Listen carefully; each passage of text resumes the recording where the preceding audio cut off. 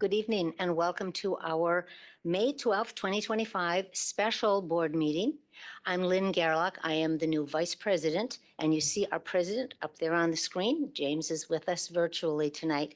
So I'm going to do the best I can, and if James needs to jump in and correct me, he should do that. Okay? Can we start roll call, please?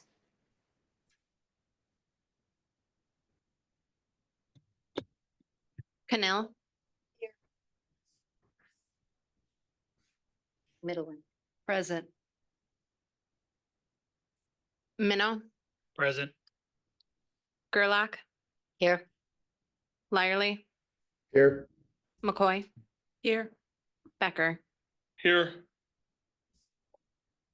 Okay, and we have joining us at the table, three of our intra-city student council members and leaders, so maybe they could introduce themselves. Hello, my name is Andres Mora. I'm a senior from Preble High School, and I'm the Green Bay Intra-City Student Council President. My name's Ariana Diaz, and I'm a freshman at West. My name is Wendy Rivas, and I'm a freshman at West. And correct me if I'm wrong, but they are invited to participate in the meeting, correct? Okay. So let's go to action items. We have A, employment of staff. Andrew, I'll move that we combine items A through D. is that a motion? It is. Okay, is there a second? I'll second. Okay. Any discussion about combining these four items? Alex? Based on our conversation, does that in any way change my ability to participate in C and D if they're combined? No, because this Okay. that's the other meeting. Okay. Good question. Yeah. Any other discussion about combining them? Okay, then we can just, all those in favor of combining these four and taking them as one, please say aye. Aye. Anyone opposed, please say nay. Okay, the ayes have it. We're going to take employment of staff, transfer of staff, resignation of staff, and retirement of staff as one. Andrew, would you like to give us a motion for those four? I will move approval of items A through D as presented. Second. Okay, we have a motion and a second. Is there any discussion? Just the part where I can do my part or no? Okay, because of my relationship to a district employee. No, let me stop you, Alex. Okay. This is about, Check. I don't think you need to do that. That's the next meeting. Yes, you're being too good. Okay, go ahead, Andrew. So unless any board member would have a connection to the specific people we're hiring on probationary contracts or the transfers, because this isn't the motion for like all the contracts or anything like that. Correct. So in other words, if you have a family member who is going to be employed and is part of a employment of staff, then you would recuse yourself. But otherwise, I don't think it's necessary. Okay, so we have a motion and we have a second. Any other discussion? And Kinsey, how do we vote on this? Okay. Is this individual voice vote by you? Thank you. Minnow. Aye. Cannell. Aye. Gerlach. Aye. Becker. Aye. McCoy. Aye. Lyerly. Aye. Okay. Now let's move to E, Tank Elementary School lease agreement. Would someone like to make a motion? We have a recommended motion. Someone could read. Andrew? I'll move that the Board of Education authorizes the Superintendent of Schools and Learning to enter into a lease agreement with Aspiro Inc. for the use of Tank Elementary for a term of 12 months as presented be approved. Second. Okay, we have a motion and a second. Is there any discussion, questions?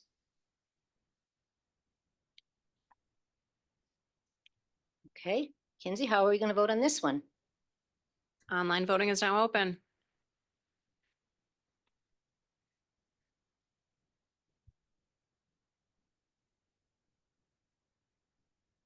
Oh, right now this need to vote. Yeah, and I'm not in apparently. So I can't.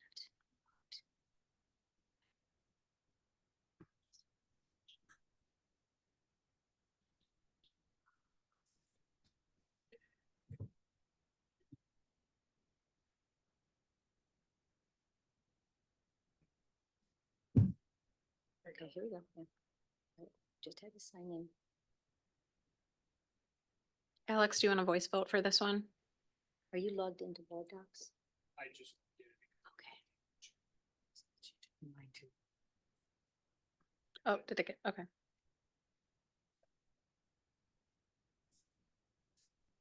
All votes have been entered and the motion is carried with all board members voting in favor. Okay, we go to item F, General Contractor Award for Howe Elementary Community School HVAC renovation. Again, we have a recommended motion. Anyone want to make a motion? I make a motion that Howard Emmel Incorporated be awarded the bid for the general contractor HVAC renovation project at Howe Elementary Community School in the amount of $2,504,500 as presented be approved. Second. Okay, we have a motion and a second. Is there any discussion? Okay, Kinsey? Online voting is now open.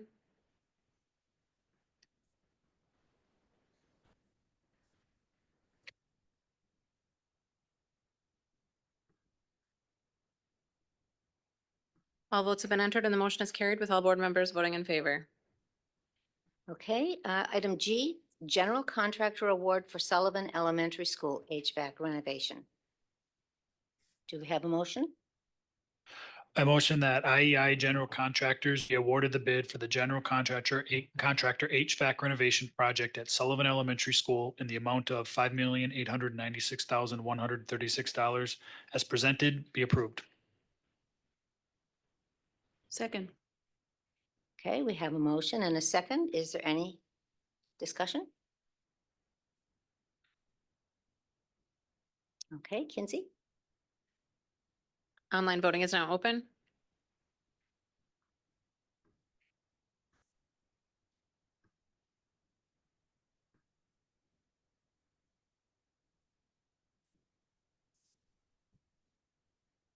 All votes have been entered and the motion is carried with all board members voting in favor.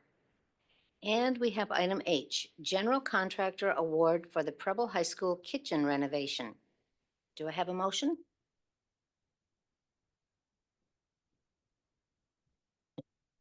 I move that IEI General Contractors be awarded the bid for the general contractor kitchen renovation project at Preble High School in the amount of $289,500 as presented be approved. Second. Okay, we have a motion and a second. Is there any discussion? Laura? I just have a quick question. Are these three projects all referendum projects? Gail, can you help us? The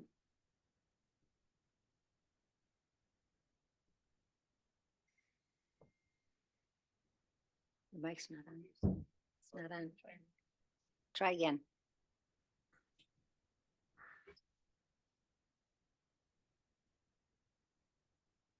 There we go. With the exception of the Preble Kitchen, that is a split between Fund 50 and then the 2022 referendum. Howe and Sullivan are both all 2022 referendum. Thank you. I just, when we vote on these things, I don't think we can remind people enough of how much we owe to the voters of this community for passing these referendums and making it possible for us to do these very large scale improvements to schools that are often aging and in need of big work. So I just wanted to put that on the record. Thank you, Laura. Anybody else? Okay, Kinsey? Online voting is now open.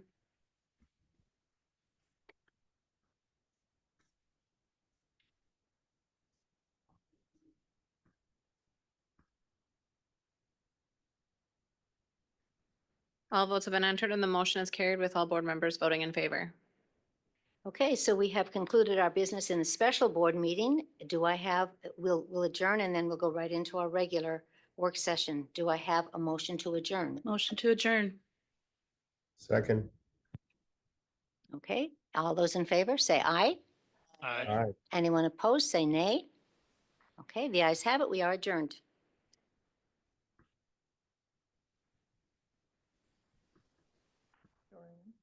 Yeah, but I gotta find it first.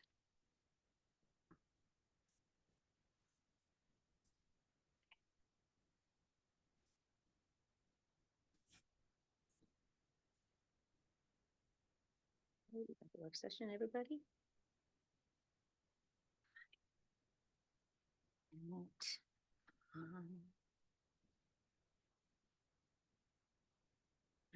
huh. I can't get in.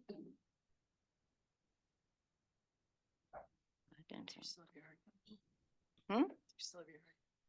Yeah, but I wanna be in. If you just pause, it might take a minute.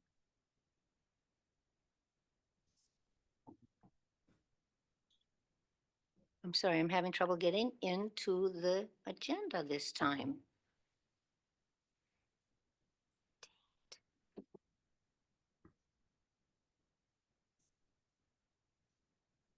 Give me a minute.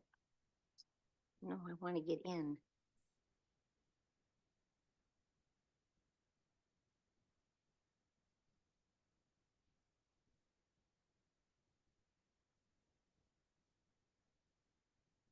Work session. There we go. Okay, that time it worked. Welcome to our May 12th, 2025 work session. We'll begin with roll call. Becker, Here. McCoy, Here. Lyerly, Here. Gerlach, Here. Minnow, Here. Cannell. Here. Okay, our first item of business is public forum. I do not have anyone registered to speak. Kinsey, am I correct? Okay, so we'll move on to our committee work. And it's my understanding that all board members have been told by the president what committee they're on. Education doesn't have anything on the agenda tonight, so we'll go to operations, and I believe that's going to be Laura. Thank you. We have 4 items under operations tonight. The first one is the potential transition from district internal income protection plan to a short-term disability plan, and I believe we're going to hear from Mr. Mike Fries. Thanks. Mike and I are going to take this item. Oh, sorry. Alex, did you want to speak? Yes, for the next 2 agenda items, due to my relationship with the district employee, I will recuse myself from these parts. Back in March, I presented to the board a preliminary look at the 25-26 budget for the district. And at that time, I had shared with you and the public that we are looking at somewhere between $10 to $12 million deficit for 25-26.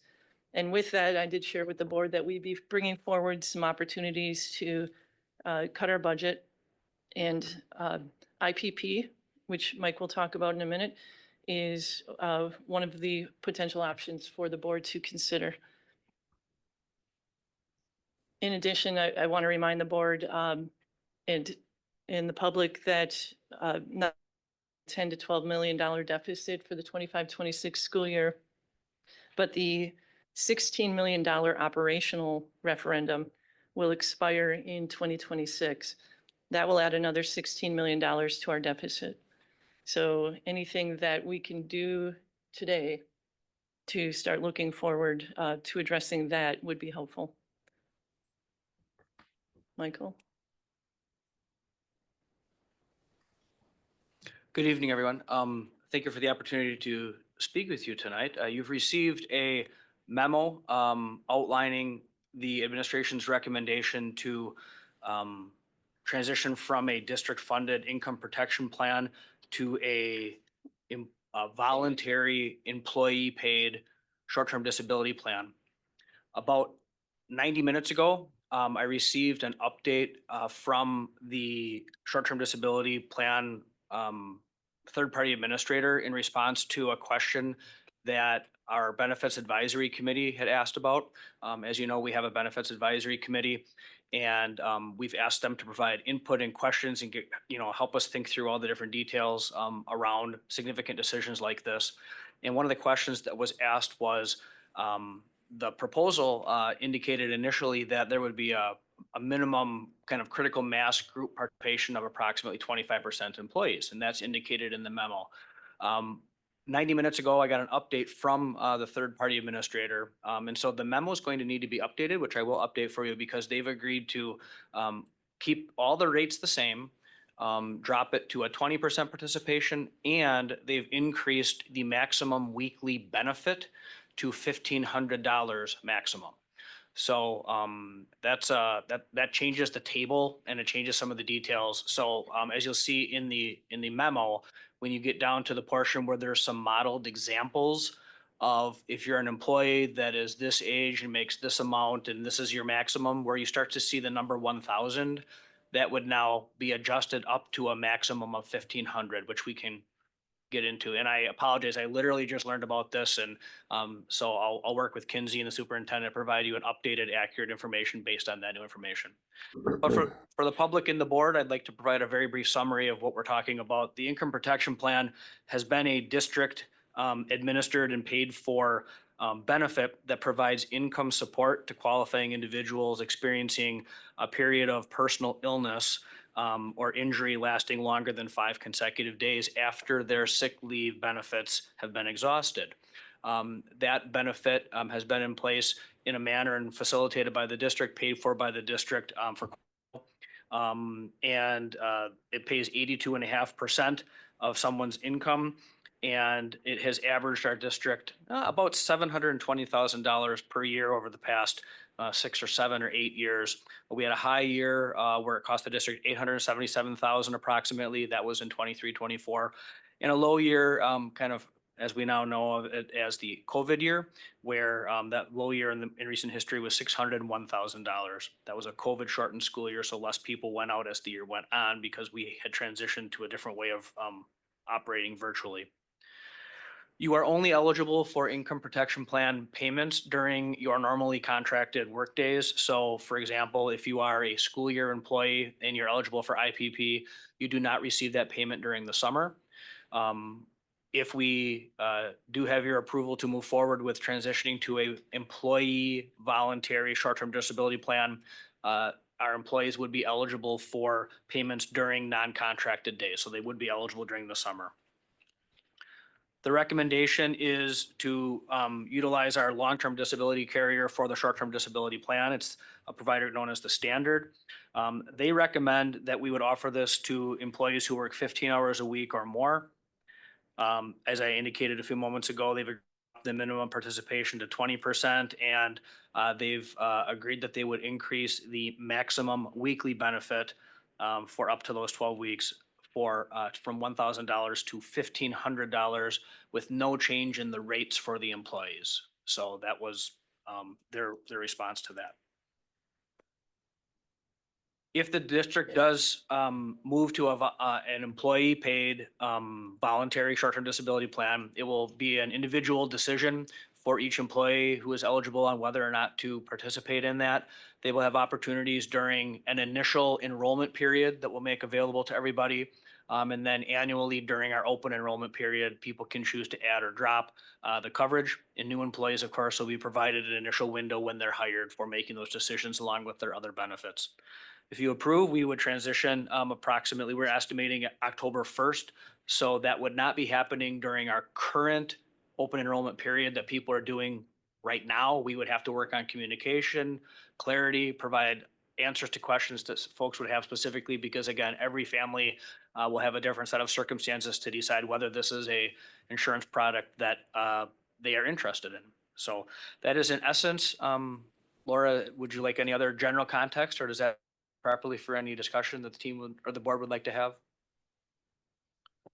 I don't have any additional questions, but I'm assuming other people will. So, anybody? Andrew? And Andrew, oh, I'm sorry, you run this It's part of the okay. meeting. It's Yes, I guess I would say my concern about this is that anytime we take a benefit in a situation where over over long periods of time, staff, people in education have generally, when they were able to, negotiated for more robust benefits in exchange for salary increases. And that is that's existed for generations. And I just get really concerned about about touching this in a situation that's not an emergency. I don't think that unless and until we see the state budget, um, I don't think we're in an emergency right now that justifies taking away a benefit. I'm concerned about something where making the wrong decision leaves someone without. This is where the parental leave comes from too, right? Or just, I mean, paid maternity leave would come from here? Yes, if someone is out of their sick leave, yes. So this is something that's been, been negotiated in and is part of why salaries have evolved to where they are. So I don't, I think it's well presented, but I'm not able to support it.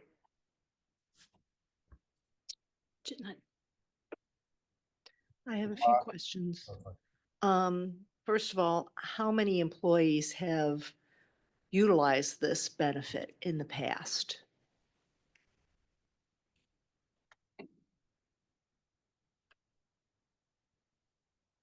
On the memo, page 2, we have a 6-year look back that provides 3 columns, and it shows the most recent years, the number of users, and then what that cost was for the district overall.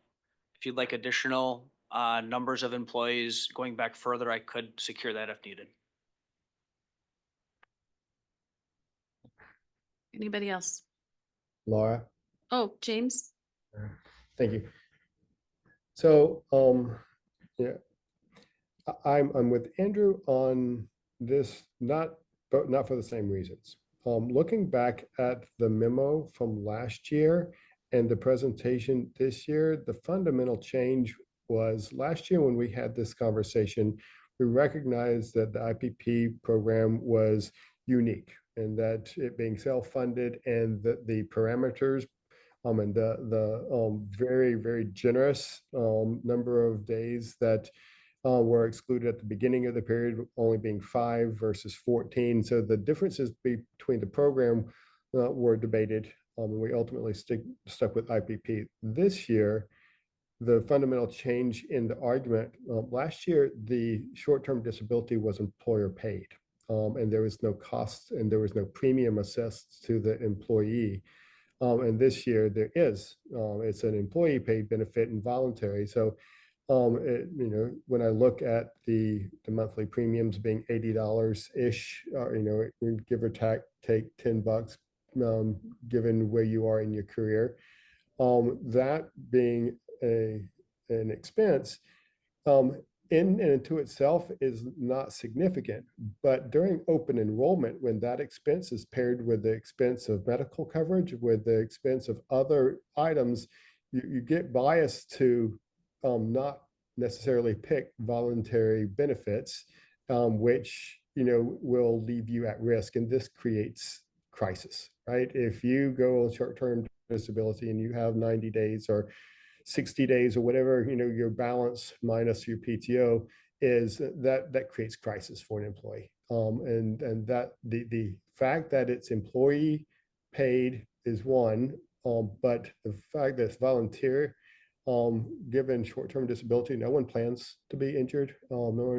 So that's why I kind of took a step back last year it being employer paid, the differences between the programs were being debated. Now I don't know that I agree with it being a voluntary benefit.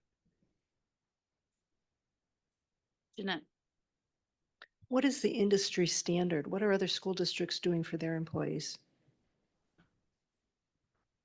In my research, in looking at a collection of benefits and wage information gathered statewide by CISA 5 in a consortium effort, out of 223 districts, I was able to review 177 of them offered, indicated that they offered short-term disability.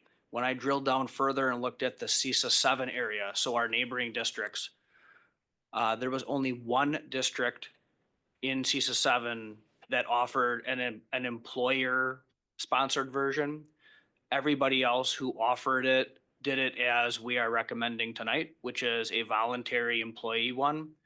The one district that did or does offer, indicate they offer an employer-sponsored one, appears to be similar to the proposal that we brought forward last year, where it's administered by a third party, where there's that external adjudication of validity and such. But so I have not been able to find another district that offers our current scenario, which is internally administered 82.5% in our form and fashion. anybody else? Vicky, did you have anything you wanted to add?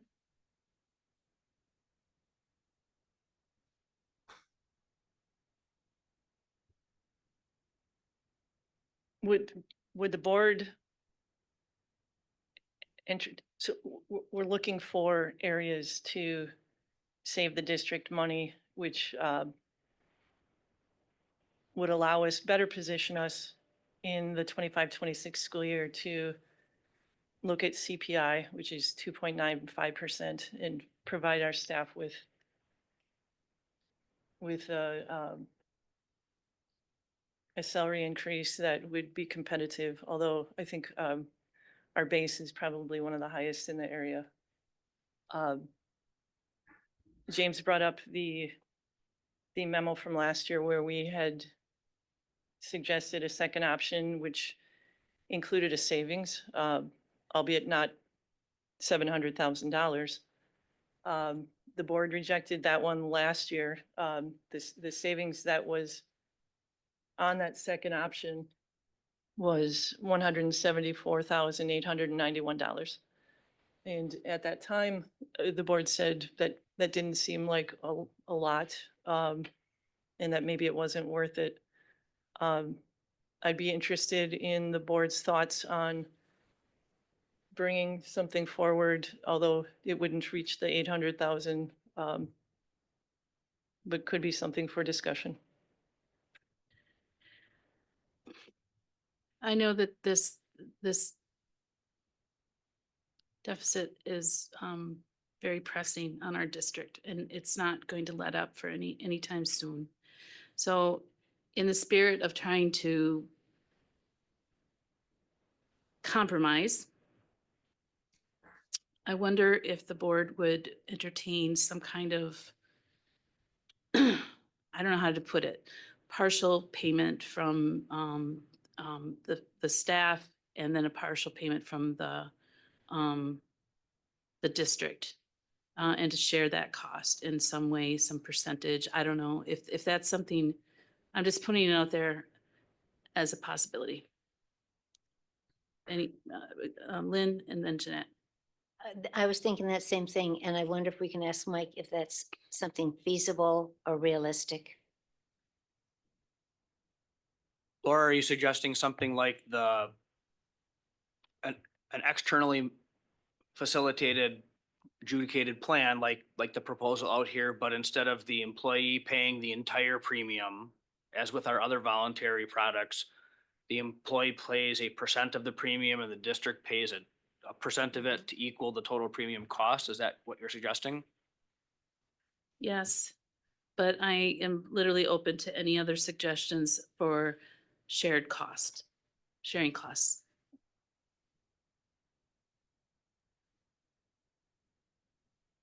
I'm sorry, who's next? So the way the plan is right now, the employee gets 82.5% of their pay. So the plan that you're proposing where the employee pays the benefit, what's the percentage of pay they're getting? If you take a look at page 2, kind of in the middle, there's a benefit schedule, so it's a 70%. And then it would be 70%. And then as I indicated in the update that came late this afternoon, your memo says 70% up to 1,000 per week. So not per pay period or per month, it's 70% per week, up to 1,000 on your memo, but it'll be updated to reflect up to 1,500, right? So to James' point earlier about someone making a decision during an enrollment period around paying the premium of, okay, there's a monthly premium divided by, the number of paychecks. Okay, it's going to add about, $43.77 to my payment each check, right? You would get, if you utilize the benefit, a year's worth of premium payments would be covered within the first 2 weeks of payment back for the plan, right? So kind of similar to any insurance product, right? If you pay your car insurance, it's a lower amount, and then you have this accident with your car, and then the insurance company pays the big amount, kind of a thing. So again, long and short of it, 70% up to $1,500 per week for 12 weeks.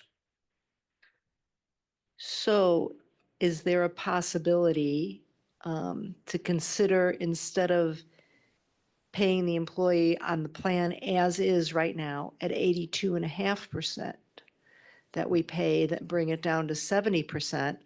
How much would that lower our out-of-pocket cost if we still had 173 to, 118 to 173 users?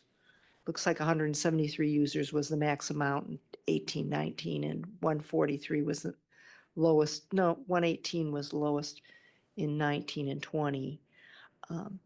What difference would that make? I would have to get back to you on that, although I recognize that that's probably middle school math. I know I can do it. I just don't want to be put on the spot trying to figure it out instantly for you. So I would have to get back to the board. If that was a request for changing if the request is changing IPP to a different percent payout to address this, I would need to know, and then we could model that out and get some estimates. It might be so nominal. Basically it'd be 12.5% difference, right? And so it'll be fairly nominal. It's not going to save us 876,000, but it might be more palatable. Yes, I believe that goes back to when Vicky was articulating the details of last year's proposal, right? It would kind of get into, into determining, how much savings is there. Over 100,000, less than 300,000, kind of a thing. So. I might be open to considering something where everyone gets the benefit, but if our benefit is much more generous at 82.5% than almost anyone has, I could probably consider that.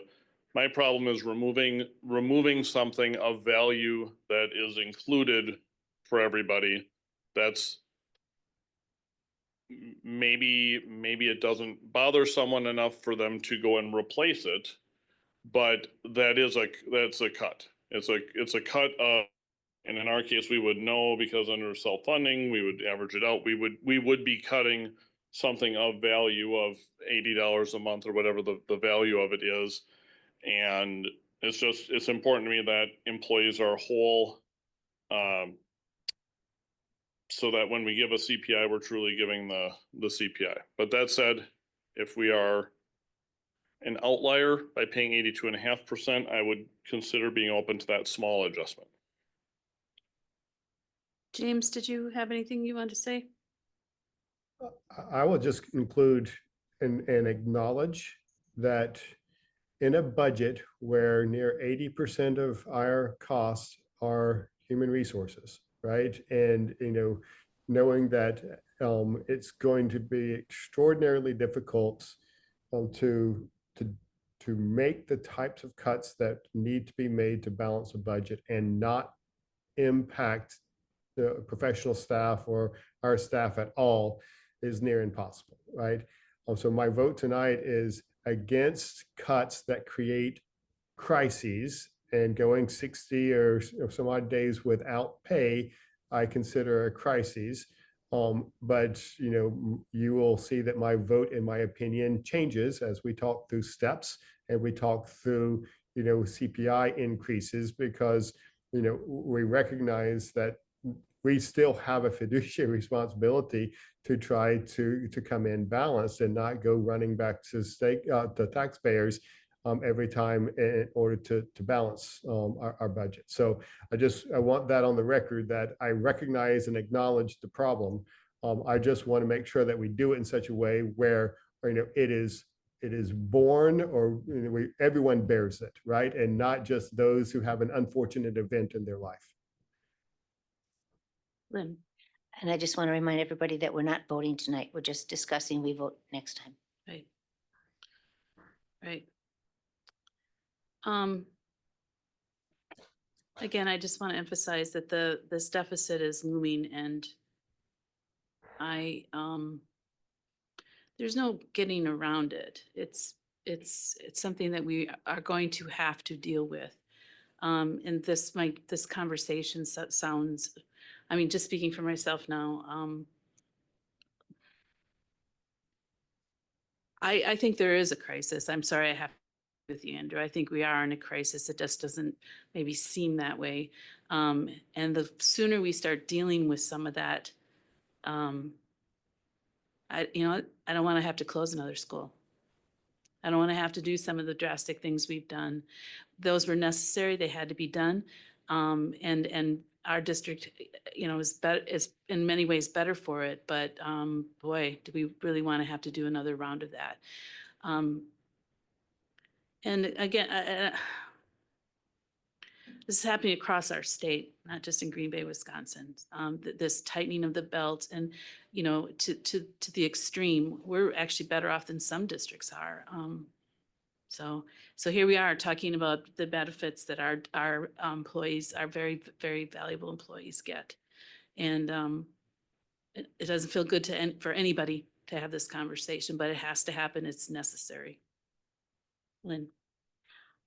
I would just like to suggest that the way to avoid a crisis is to prepare and take steps in advance. And I think that's what we're trying to do.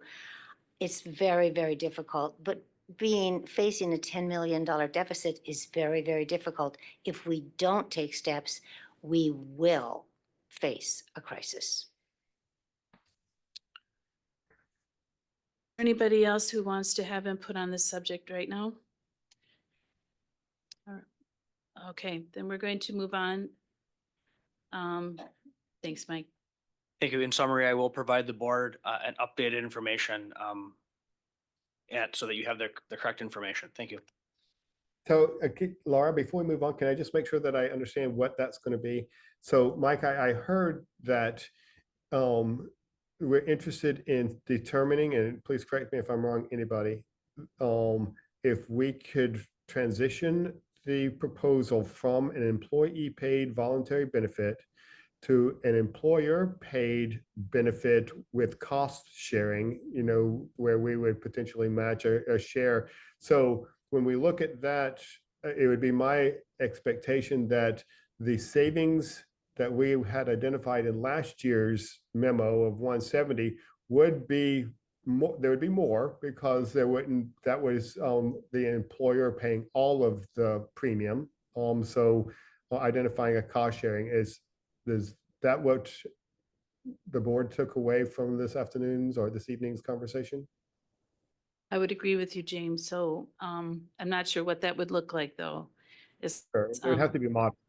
Yeah, some kind of a recommendation for what a cost sharing, maybe a couple different scenarios for different percentages. And I think Andrew had a separate suggestion. Andrew? Well, I guess I don't know how I don't know how separate mine is from what's proposed until I see the other thing being proposed, but primarily, right now, everyone has it. So my concern is much more about going from everyone has it to you have to opt in, versus everyone has it, but perhaps it is slightly less generous. So, but I guess I can't speak on what I have. I mean, I know we were shown something, one option last year, but that was a long time ago. So I'll have to call it like I see it when it comes in. I'm sorry, Mike. I don't know that we're being very clear with you and helping you kind of as to what we need from you next. Well, I think I understand the task, and I will take that away under advisement. I can tell you that the amount of modeling that will take place relative to, again, I think another big difference is that IPP currently is administered during contracted time only. And so that means that making some adjustments to employer versus employee and then determining how this whole thing would be managed at a different percentage thing, I need to take a little bit of time to understand how to project out summer-based payments versus not, and make sure that even that 170%, 70,000 estimate savings, is that actually true if a bunch of elective knee replacements and hip replacements suddenly start coming in the summer, and how would that impact things? So I just need a little bit of time to learn about that. We'll work on that right away for you, though. Perfectly understandable. Like I said, I don't know if we were utterly clear with you. But it sounds like we'd like just a little bit more information from you. Appreciate it. Thank you. All right. We're going to move on to B, recommendation for timing of the implementation of staff advancement of salary schedule. And I think Vicky, I think you're going to talk about that. Forgive the redundancy, but in March, I shared with the board and the public that we were facing a $10 to $12 million deficit for the 25-26 school year. In that discussion, I shared a few examples of things that we could do immediately to await for the state budget to be. We did have a chance to meet with the governor earlier today, and he was optimistic that we would have a final budget for the state this summer. So I am hopeful that his optimism works in our favor. He does recognize the urgency in what this does for school districts that begin their budget July 1. With that, I had asked the board to allow us to wait for the state budget to begin negotiations and move our staff forward on this step schedule. The waiting to negotiate is doesn't require a board motion, but the steps do. As HR and the business department have shared with me, it's similar to a switch being turned on beginning July 1 that allows our staff to move forward on the step schedule. So I am asking the board to next Monday consider this motion, that upon the passage, signing, and effective date of the 25-27 Wisconsin state budget, the district shall bring a recommendation to the Board of Education regarding the advancement of staff on salary schedule, e.g. steps, as presented be approved.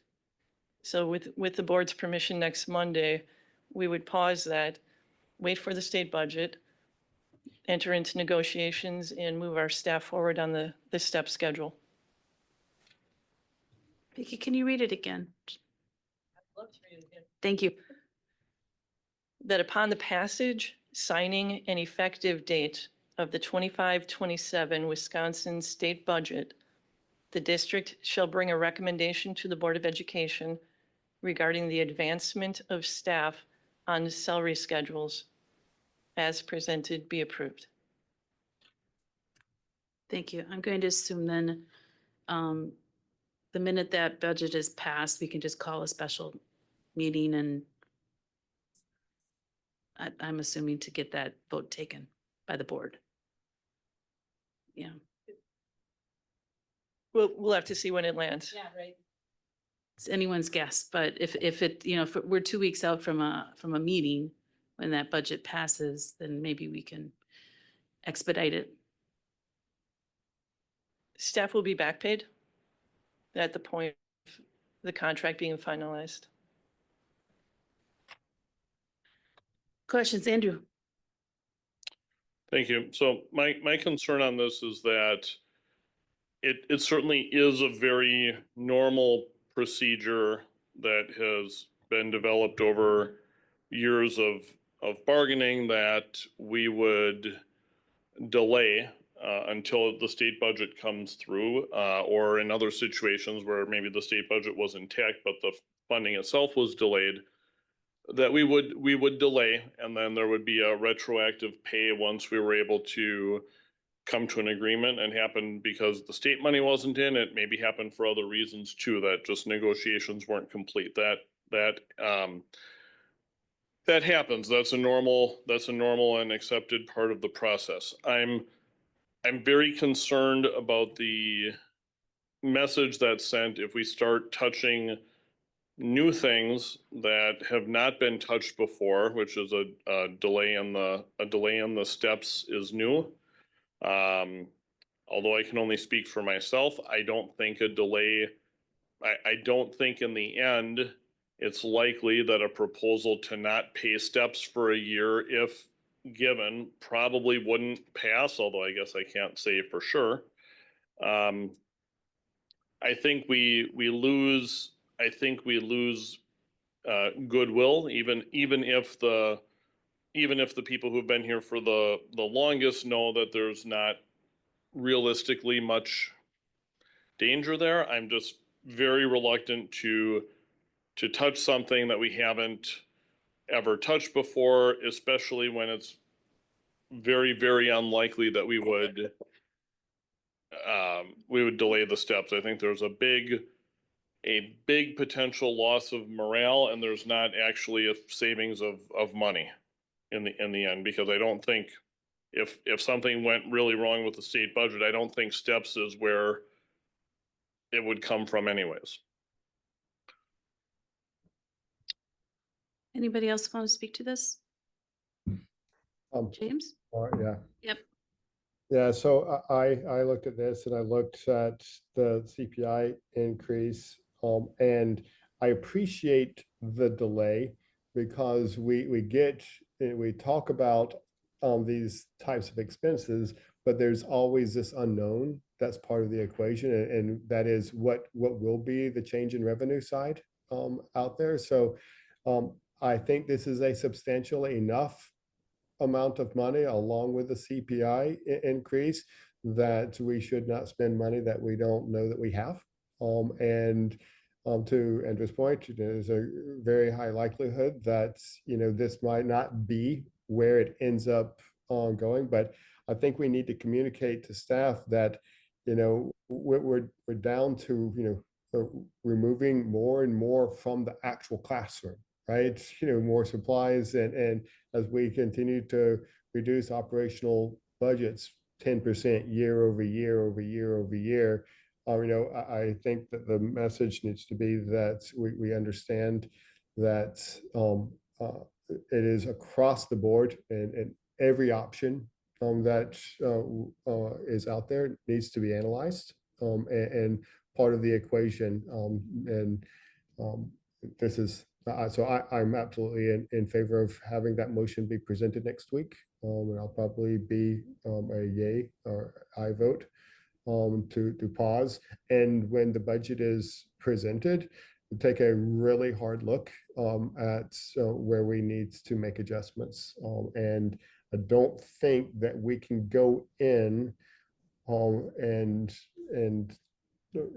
have a true budget process without having conversations about our number one expense. And I know that there's goodwill, and I know that we try at every turn to not impact teachers, but they need to be part of the conversation, so that we keep doing the right thing year over year. Anybody else? I don't really have anything to add to this other than it's an example of how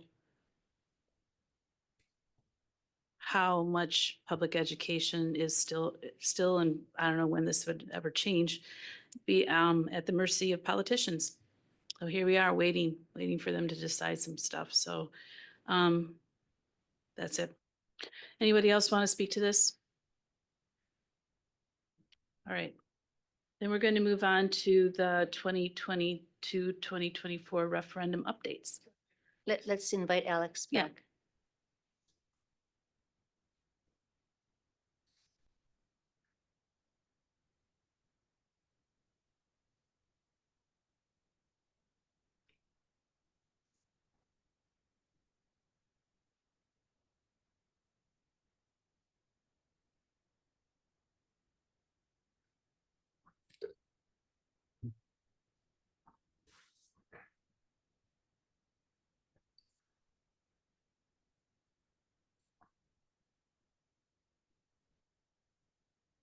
Hello again.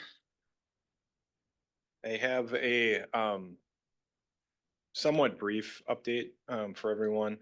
While we've started some construction and have additional bids coming in, we're in a little bit of a quiet period kind of before we get extremely busy. So this should be fairly quick.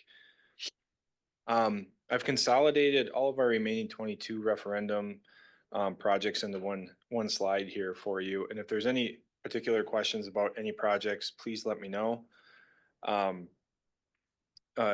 few notes are we have one large remaining project that needs to be bid out, and we're finalizing some design change, and that's our distribution center. And that will be bid out this summer, summer yet, and construction will start yet this summer into fall. We also are, as you can see, in pre-construction phase with many projects, and then in the construction phase at not only the West Stadium, wrapping up that project, which is still on track to finish July 4th, but also starting an HVAC project at JDAL. Any questions on the 22 referendum? Andrew. So West is on track for completion July 4th, and completion refers to not only whatever's happening with the cell stuff, but also the full capacity of the grandstands being open for business. You are correct. Anybody else?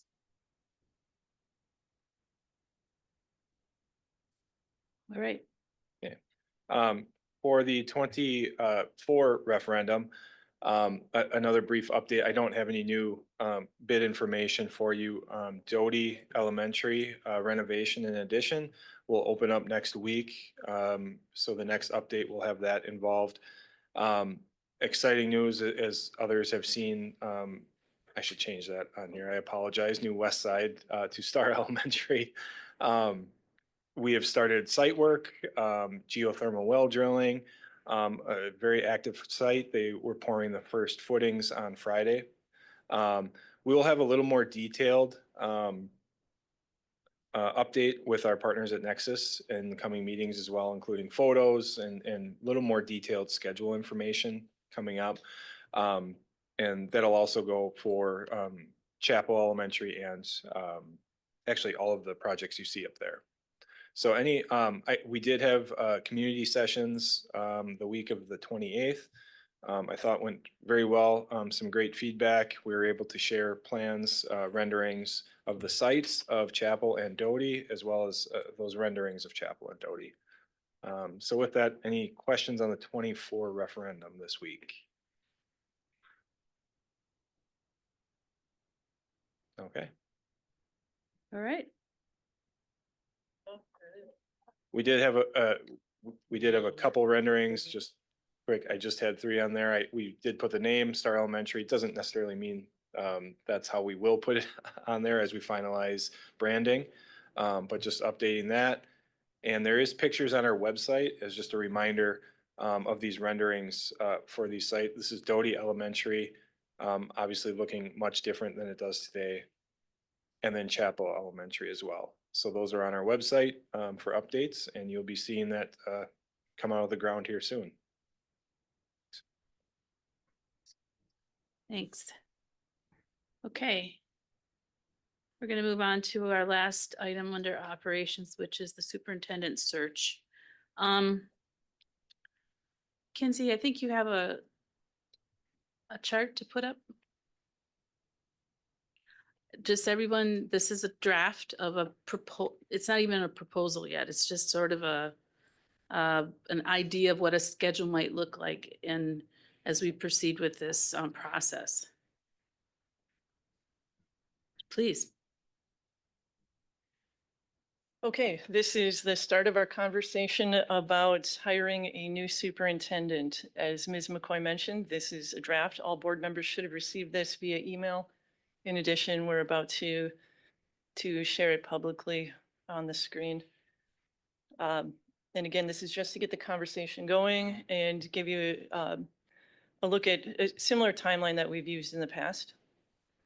Between September and October, the board would determine services needed from an outside and then hire an outside vendor. From October to the end of November, the vendor would assist in developing a leadership profile, position requirements, and recommended attributes. And this would be gathered and created through focus groups, community outreach, one-on-one meetings with board members, so that we can get a better idea of what qualities you're looking for in your next superintendent. That leadership profile, again, estimated dates, would be presented to the Board of Education and the public on December 8th. Based on that profile, application would be created and that could open December 15th and close January 30th. That timeline, by the way, works for opening an application for a superintendent position, works in the state of Wisconsin based on when when contracts are given out. Most current superintendents would not want to publicly be applying for a position much earlier than that. Screening would happen the first couple of weeks in February. That would begin with a paper screening and then phone screening.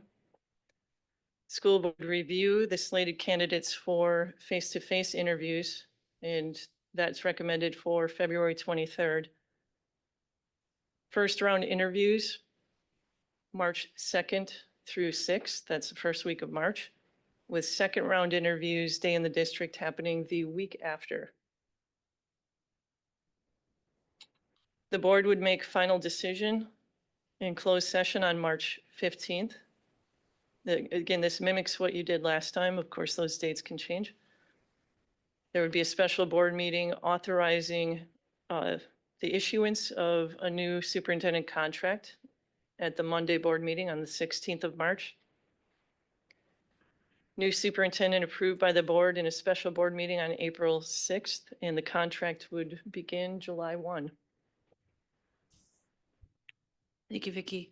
I'm just gonna tee this up by saying that I've been through this process now a couple times, and I, speaking only for myself, have absolutely really no interest in doing it the way we've done it in the past. And I think that just what we've been through in the last, year or so, other board members have ventured to say more or less the same thing. Maybe they've changed their minds, I don't know. But I'm open to trying something new this time. I'm open to trying to maybe find our help in this process locally. I just don't want to repeat what we've done in the last couple cycles. And I'm open to doing something substantially different. Anyone else? Lynn? And I don't mean to put you on the spot, but if you could explain how this is different, because some of us were never part of it before. No, I understand. This isn't terribly different. What it doesn't talk about is, hiring a search firm. the way we did before. This to me is just a draft of of kind of for people to understand the scope of the process and the timeline and how things kind of need to follow us, at least something of a timeline to get us to a spot where we can offer a contract to a candidate. This isn't carved in stone in any way. It's just, like, again, just an idea of the process. It's fairly complicated and I think it needs to be done very carefully, but I, again, would be open to something other than what we've done in the last couple cycles. And I'm not sure exactly what that would look like even, but I'd like to hear from everybody about it. Can I just follow up, please? Please. So it talks about hiring a vendor. How is that different from hiring a search firm in the past? Maybe that vendor is a local company. Maybe that vendor helps with only part of the process. Maybe the board gets more involved in the process. And so, I mean, the search firms in the last couple of cycles did most of the work and took on pretty much the entire process with input from the board. But I think this time around, we can change that if we choose. And just from what I've heard from other board members, I feel like the people might be open to that. But again, I'm not sure, and I'd like to hear from other people. So, James? Yeah, so I think we put that top line on the timeline to address that, right? And that is, we really have to just figure out what services we want / need from any kind of external entity. I don't think we should, just in the name of doing something different, think that our internal talent acquisition and HR resources are adequate to do this kind of search, or should they do this kind of search, given that this is searching for ultimately who would be their employer, right? So I agree with you, Laura. I think that we have made decisions to use firms that had more national footprints or et cetera in the past, and we've opted to just kind of outsource all of the searching and the assessment of candidates to them. Now, this might exclude some opportunities, right? There are some firms out there that it's, we have to do everything or we don't want to bid on the work, and that's fine, right? I appreciate that, but we do have to find, if we're going to use an external entity in some sort of hybrid role where they are augmenting our internal capabilities or doing some of it, we have to be really careful that they have that competency in engaging in those kind of or working those kind of engagements, really. Yes, thanks. Anybody else? Andrew? I've been in favor in the past of going to a less expensive model. It's possibly I would consider WASB. A severe limitation with them that they cannot actively recruit an existing Wisconsin superintendent because of conflict of interest. So I don't know how many I would think. I mean, every superintendent in the state will know that Green Bay is hiring and know what Green Bay is about, but active, sometimes these firms being able to actively recruit makes a difference. I also don't want to automatically set aside, unless a clock has run out on this by now.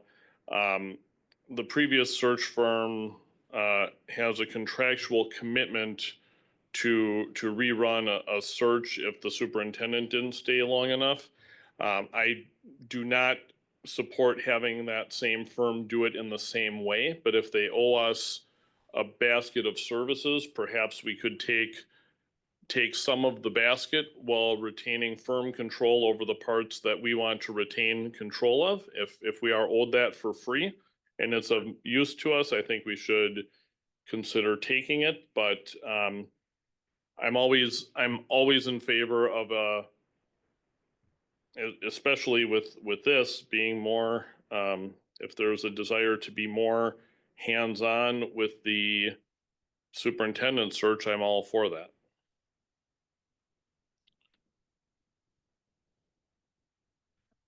Yes, thank you.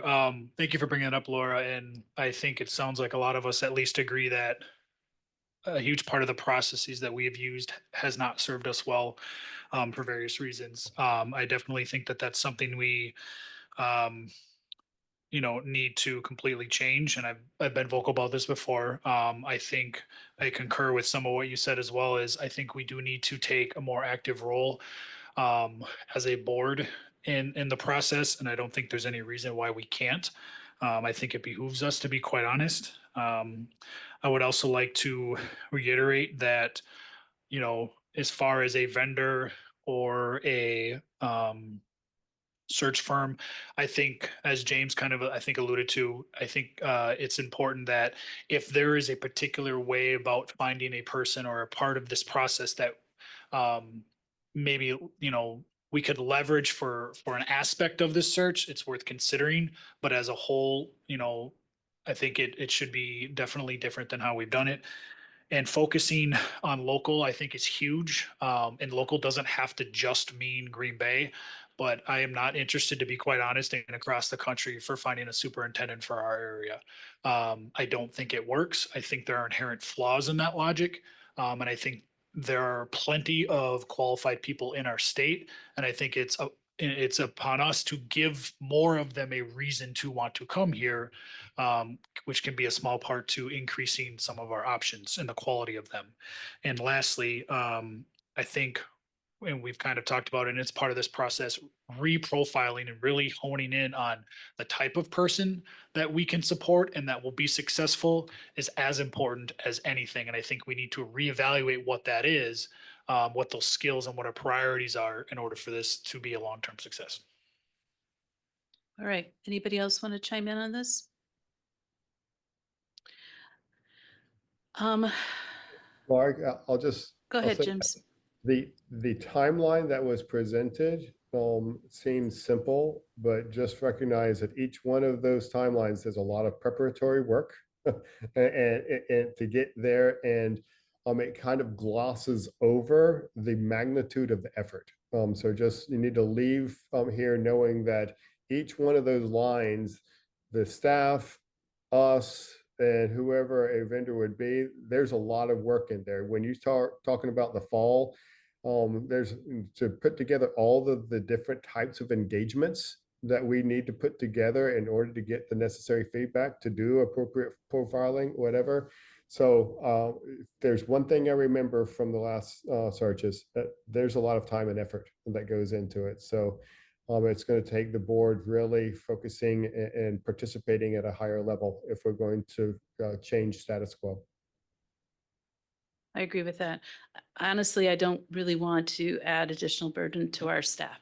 Our HR department is very, very busy all the time. And I'm not even sure what the commitment what kind of commitment we would need from staff. And I do think there needs to be a wall between our staff in some areas, because they can't have the appearance of participating in the hiring of their next boss. So that is something we need to keep in mind. And I would be open to maybe considering WASB, like Andrew mentioned, in some kind of a limited way.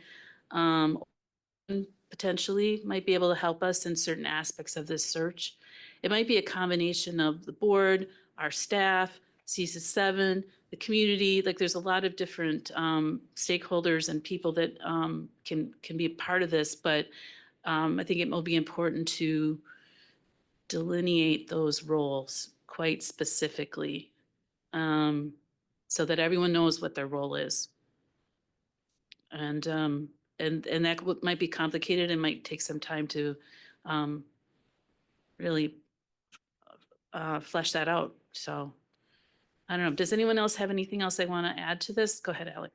I would just add to that point, I think, and maybe I'm wrong on this, but having done this as a district repeatedly the last number of years and not a super lengthy amount of time, I think on some level, there's a lot of data there in these processes that we can use from previous searches to help streamline a lot of this instead of starting from scratch. You know, for example, some of the profiling stuff, some of the things, community, teachers, everything. I mean, we have, I would argue, just throwing out a number, 50% of the work or the information of what we need there that can help quicken our timeline or ability to go through this. And so I think, I just want to point out, I think we should use some of that and figure out what we don't want, what we need, what we can take, and so, and that can help be alleviate in this whole process a little bit. I don't disagree with you. I just, when it comes to kind of what the public wants and expects from this process, that can change over time. So I guess I might want I might want new data on that particular area. People's feelings change over time, so, but then maybe not. I get what you're saying. It's a good point, Jeanette. We probably do have quite a bit of information, but as you said, people's thoughts change and the people who are affected make a difference. We have different parents coming in, we have different people teaching, staff has changed slightly. I totally agree that we need to look at the past data and use that, but we also need to ask the same questions and see what things have changed in people's minds of what they're looking for. So maybe we won't have to work quite as hard. And I don't know if we have 50% or 60% or 25%. We have some information, but we definitely need to still glean additional. All right, anybody else?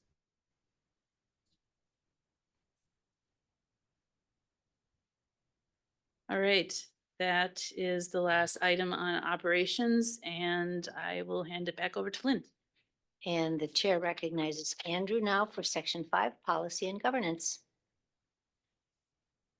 Okay, we will begin with policy and rule for 443.5, student use of wireless communication devices.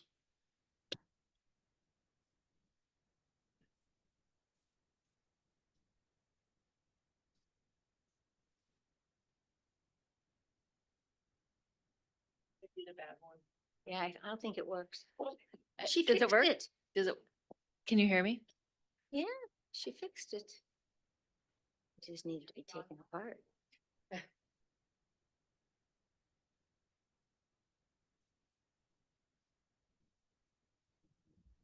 Good evening.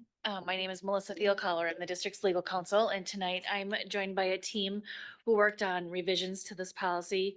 Amy Jaco, the executive director of technology, Christina Jingle, associate director of people services, and Cindy Olson, the secondary education. So I'm going to turn it over to them. They did the majority of the work, and they can explain the process that we went through in these revisions, as well as what the proposed changes are to this policy. Go ahead.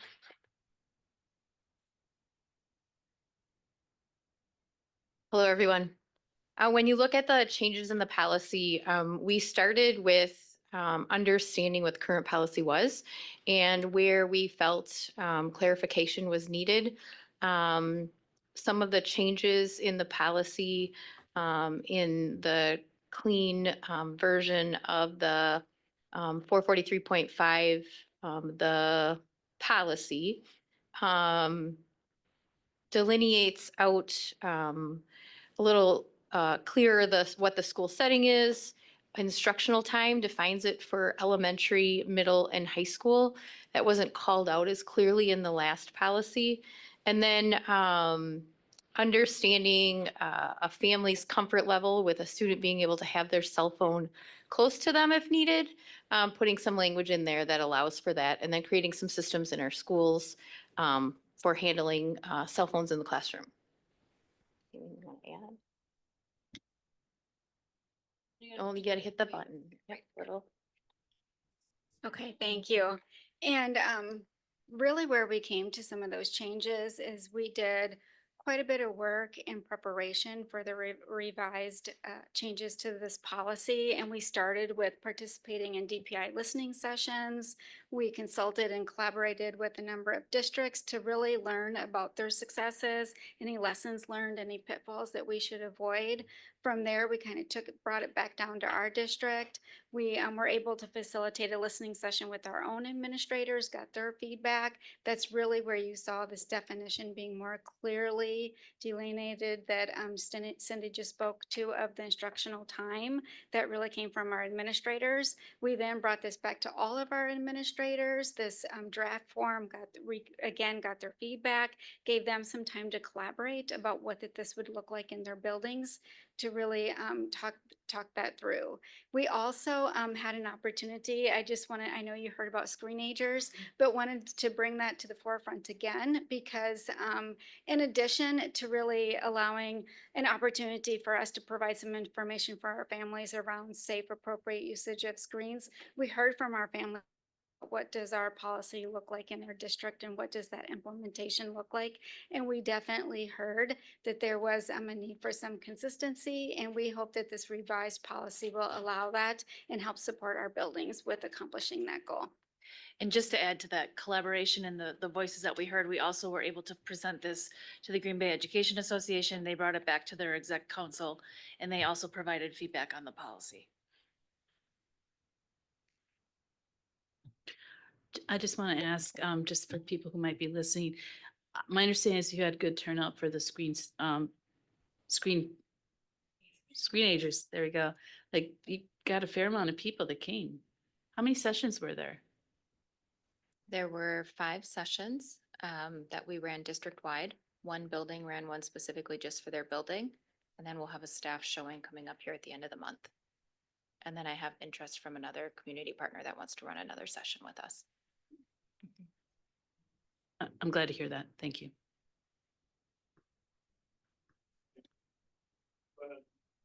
Oh, sorry. One of the things I'm wondering is when you communicated with building principals and teachers, what was their feedback, particularly at I think just the high school, but whatever level, secondary probably, regarding storing them in the classroom and how they thought that went? What kind of issues it still created with kids putting them in, storage, whatever kind of storage devices, that was in a communal area in the classroom. What was the feedback on that? So we currently have one high school that is doing that, and they're all in favor, the 4 high school principals of our comprehensive schools are in favor of having the same process district-wide, so it's not different if you're in a different school, and the process would be a calculator caddy in the classroom, and when students come into class, being given the directive or the expectation that they're placed in a caddy in the classroom for the duration of the hour. And so there's one school that's been doing that though, you said? And what school is that? Preble High School has some of their teachers that are doing that this year. Has there been, what has been the experience from that, positive, negative, for them doing that? So I think if you start consistently with the expectation, it goes much smoother than if you try to implement something once the school year has started. So those teachers that found set the expectations clear and were consistent with them on a daily basis, found it to be fine and not a big deal. There are some other classrooms that use it in pockets as well. My daughter attends Southwest, and some of her teachers have the pockets in their room, and she walks in and puts it in, and it's not really a big deal. Sorry, Angie, if you don't mind, I'll wrap it up with one last part. Is there anything in this proposed policy? I read through it all last night, but there's a lot of policies we're on. Is there anything that requires, or can you even speak to the idea of requiring all of the schools to all do it in all classrooms and take, that level of inconsistency from this teacher or that school out of it so that every kid in our district knows that that's what you do when you walk in the room? Anything on that?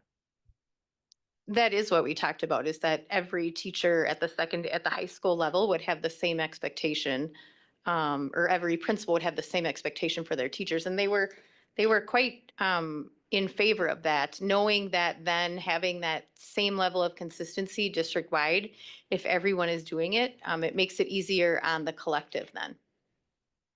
And I'll just add to that, saying that they have time already that they've worked together to create posters that will go in classrooms that will have all 4 high school logos on the signage, just showing again that unity about coming together, and what you see at one building, you're gonna see at the next. James? So some of my question, I think, has been addressed by Alex, because I didn't read that consistency in the policy. I think the policy addresses that they have to be stored away in a backpack or something like that. That's not just beyond their ability to use it. So when we think about the policy, if it really is our intent to apply a consistency across the board, and that consistency is a communal storage environment where they have to relinquish control of that device to some sort of storage device for the period. I just didn't read that in the policy, and I don't know if it's appropriate to go to that level of detail and the implementation of that consistency. But I took away some of the same thing that Alex probably took away, is it felt like teachers would still have that conflict with a student who's trying to purposely hide it on their body. The second thing, and maybe Amy, this is for you. I was surprised to see laptop computers listed as a wireless communication device. And so I want to understand, when I read this policy, I saw this as trying to control a device that was outside of the district's control, and its distraction that it caused in the classroom, the distraction to learning. So you are in possession of all kinds of techniques to filter and to control IP traffic or networking traffic. Is that addressing the Chromebooks, or are you addressing personal computers that they bring into the classroom beyond their Chromebooks? James, this is Melissa. I'm going to answer both of your questions. Okay. With respect to the question about the consistency, if you look at paragraph 2, Roman numeral 2, and then it is, Hang on just a second, I need to get. it's stored. I think that's D. Is that D? B? I'm sorry, C, if I look on the clean version. It states, it gives the examples, and then it says, or any other location designated by the district. So the Yeah. district is designating those pockets and those areas to be stored. It's the or, when I didn't see that there was consistency, right? It said, trying to go back. Which one was that? Section, the clean version, it's Roman numeral 2C.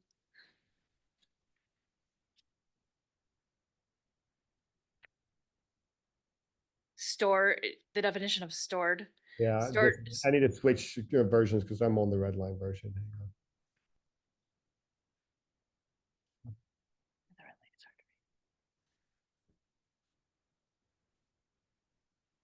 James, while you're looking for that, I think it's important that we have those different options, because middle school storage will look different than high school storage. For example, middle schools will have the opportunity to store in lockers, right? Because they're not using them during passing time. So I think calling that out allows flexibility at those grade levels. Yeah, you do differentiate in instructional time, though, between elementary, middle, and high school levels. And the question about the inclusion of laptop computer, Amy, is, do I understand that? Yep, that is included in there because they can use the laptop during instructional time as noted by the classroom teacher for instructional purpose. But is that a personal laptop, or does that cover the Chromebook? That would cover the Chromebook. Students can bring in their personal laptops. We do see that every once in a while, specifically at the high school level, not too often, but sometimes at the high school level. Okay. So James, if you look at the definition under use, which in the clean version is Roman numeral 2B, Yeah, I've got it. 2D, a use authorized by the teacher for educational purposes during instructional time.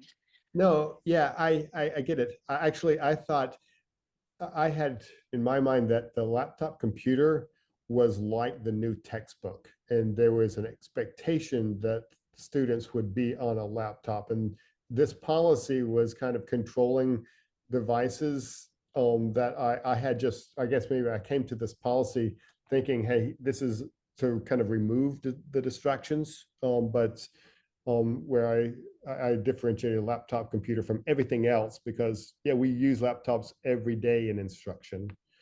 And they're typically, we can control for its ability to voice message and connect to all of these other services that we're concerned about.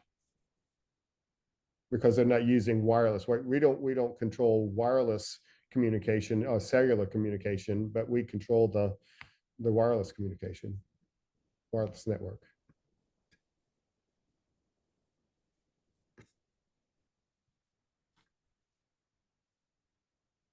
And James, if we could go back to on the clean version C stored for a second.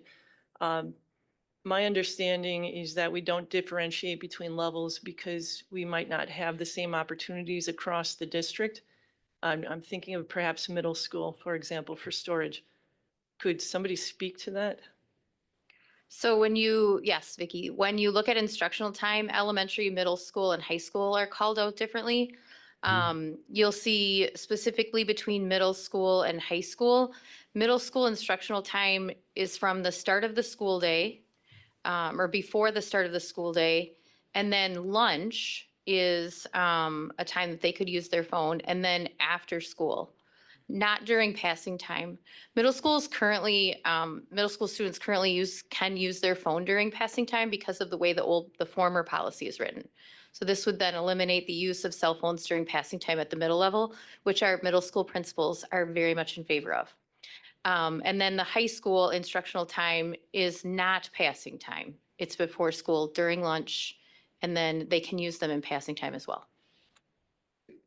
Could you speak to the storage though? Is there the ability to consistently across all middle schools store it the same way? I think that's what Mr. Lyerly was getting at. Yes, so some of our middle schools have lockers with built-in locks, others do not. So that changes the ability to store cell phone in a locker with a built-in lock, and then provides a little bit more complexities to our buildings where the locks are not built into the locker. However, they are still required to use a lock for the ones where it's not built in, correct? So they still have an opportunity and an expectation to have one though, right? Yeah. Yes, middle schools have lockers with locks either built in or locks that are provided that are put on the locker that are school issued. And their cell phones would be stored, the phrase we use is off and away. And so put away in their, in one of those appropriately listed stored settings in letter C. So, and the middle school principals also have agreed that they will have consistent practices with cell phones being off and away and stored during the non-instructional times.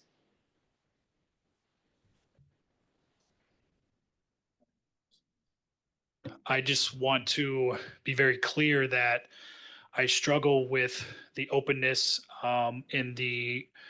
and trust me, I respect as an educator and a licensed principal, I respect principals, but having worked at a lot of our schools and often simultaneously, this has been a problem for a long time where aspects like this, when there is,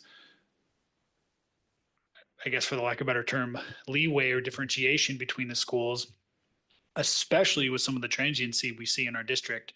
I feel like this is a major problem that gets exploited all the time. And then considering, principal turnover and things like that, I have seen it where these policies change and how they're enforced changes significantly from school to school and even within the year and year to year. So considering that all kids have a locker, they all have a lock, they have ability to safely store it if they choose, I definitely have a concern about not the same expectation that it's stored the same when they're not in the classroom and then also when they are in the classroom, especially 6 through 12. And I would be welcome to hearing feedback otherwise, but I just don't see why there needs to be any allowability, any openness for there to be a different option from one school to the next and create any possible, situations or issues with any of the things like I just said.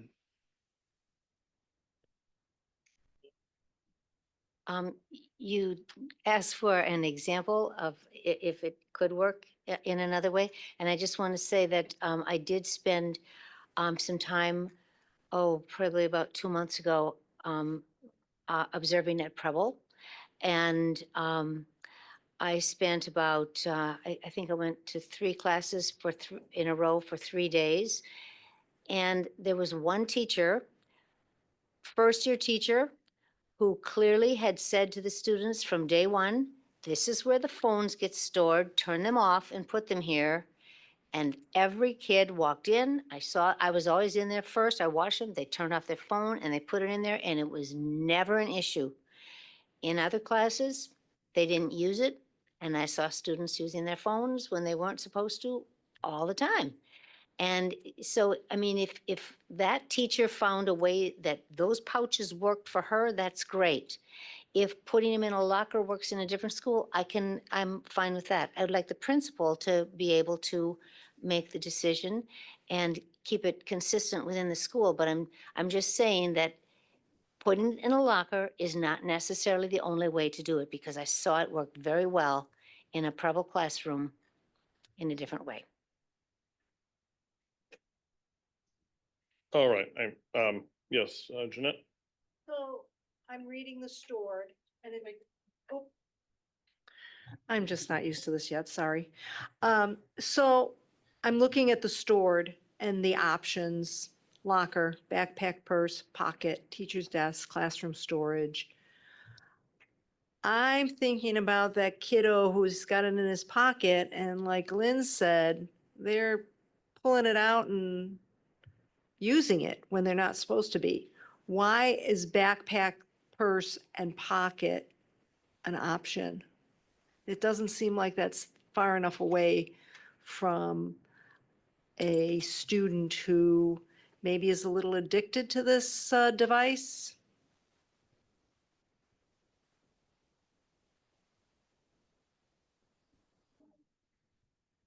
I can just speak to, really that would come down to the implementation plan within the buildings. But as a result of the Department of Public Instruction listening sessions, they did release, it's called, I looked at it, Local Education Agency Cell Phone Policy Continuum. So it's a lot of words, but it's essentially talking exactly what you're describing there about the different modalities to be able to implement your policy. So they talk about all out bans of cell phones, all the way to that you allow it for instructional purposes, but they talk about yonder pouches, usage of lockers, backpacks, the caddies. It's really allowing some autonomy to the buildings to pick the best storage method that works for their buildings based on the DPI resource. And I think what that portion of the policy allows for as well are those situations that aren't happening in the classroom where learning is happening, where we may need students to have their cell phones with them. For example, if they go on a field trip, there are situations where the school will allow the students to have their phone on the bus. Then when they're at the event, the phones are placed in a plastic bin that's kept on the bus. Then on the bus, they're given their phones back. And then when they arrive at school, they follow the procedures of where their phones are stored. If it said simply locker, that phone, we wouldn't have that flexibility. I do trust our administrators to make the best decisions in their buildings for the situations that they're in. And I am not sure that a school policy is going to protect any student who is truly addicted to their cell phone to keep them off their cell phone.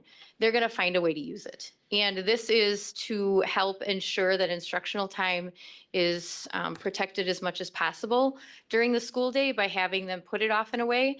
And there are students who need some help with their cell phones, without a doubt.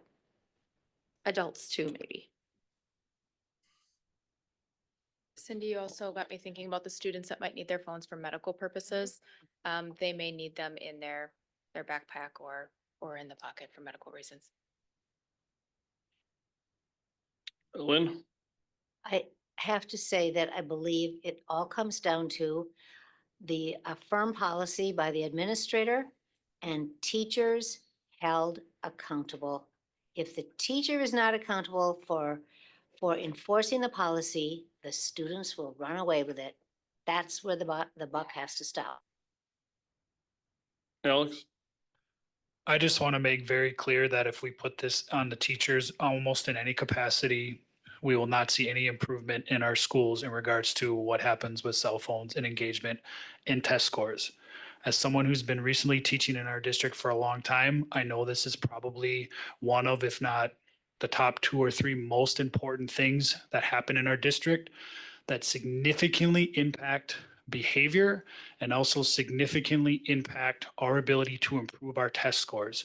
So I think that if this is laid at the foot of, I know that if this is laid at the foot of teachers and this responsibility is put on them, that is not a successful solution. And if any of this policy is set up in a way that has it as such, we will not see improvement. So again, I'm in general advocating for a more uniform guidance across, especially all of our secondary schools. Unless you can, again, give me additional information why there needs to be even the opportunity for such variance from one school to the next. So I'm waiting to hear any compelling reasons for that. Thank you. And if I could add just one point, I come to the table often and I say that the policy is the board statement on something, and then the district then implements that governance statement within the district. And you heard very accurately and artfully why there needs to be flexibility. We have kids who have medical conditions. We have kids who have diagnoses such as anxiety and depression who may need that phone for certain things, but it is still stored in a backpack or in their pocket and is not available. We talk about field trips, and so that's why the definition of stored is the flexible way of as written. And that's why you heard Cindy and Christina and Amy say that all of the principals have asked for consistency, and so that all the expectations are the same, uniform across our schools, and that our teachers can rely on that consistency in their classrooms, and so the implementation will be consistent. But the policy itself, the language needs to be flexible to address all of those different circumstances. And Jeanette? When I went to the innovation school over at NWTC, and they had pouches that locked. And I know that's expensive, and they got that through a grant, and it's working very well for them. Would that be an option that could be used when a child needs to have that phone in their backpack, purse, or pocket, that they would there be that many students that couldn't be given? I don't know how easy that is for a student to unlock, but it would be a situation of, oh, I have diabetes and I need to take my blood, because I know that's one of the reasons that they might need it, and I need to take my reading. And that would be an easy unlock by a teacher. Is it more complicated? I'm not, other than seeing them across the room, I didn't actually handle them and look at them. And it works really well for that school, but that's not going to work for all the schools. I understand that. But I am just a little concerned, as Alex has said, of there being that we're going to fall back into the same thing. We've written this new policy and it looks great, except you have this one exception here and this one exception here. And before you know it, we're back to where we are today. And I don't want to see that happen. Okay, I have a few things. Did you talk to students about this?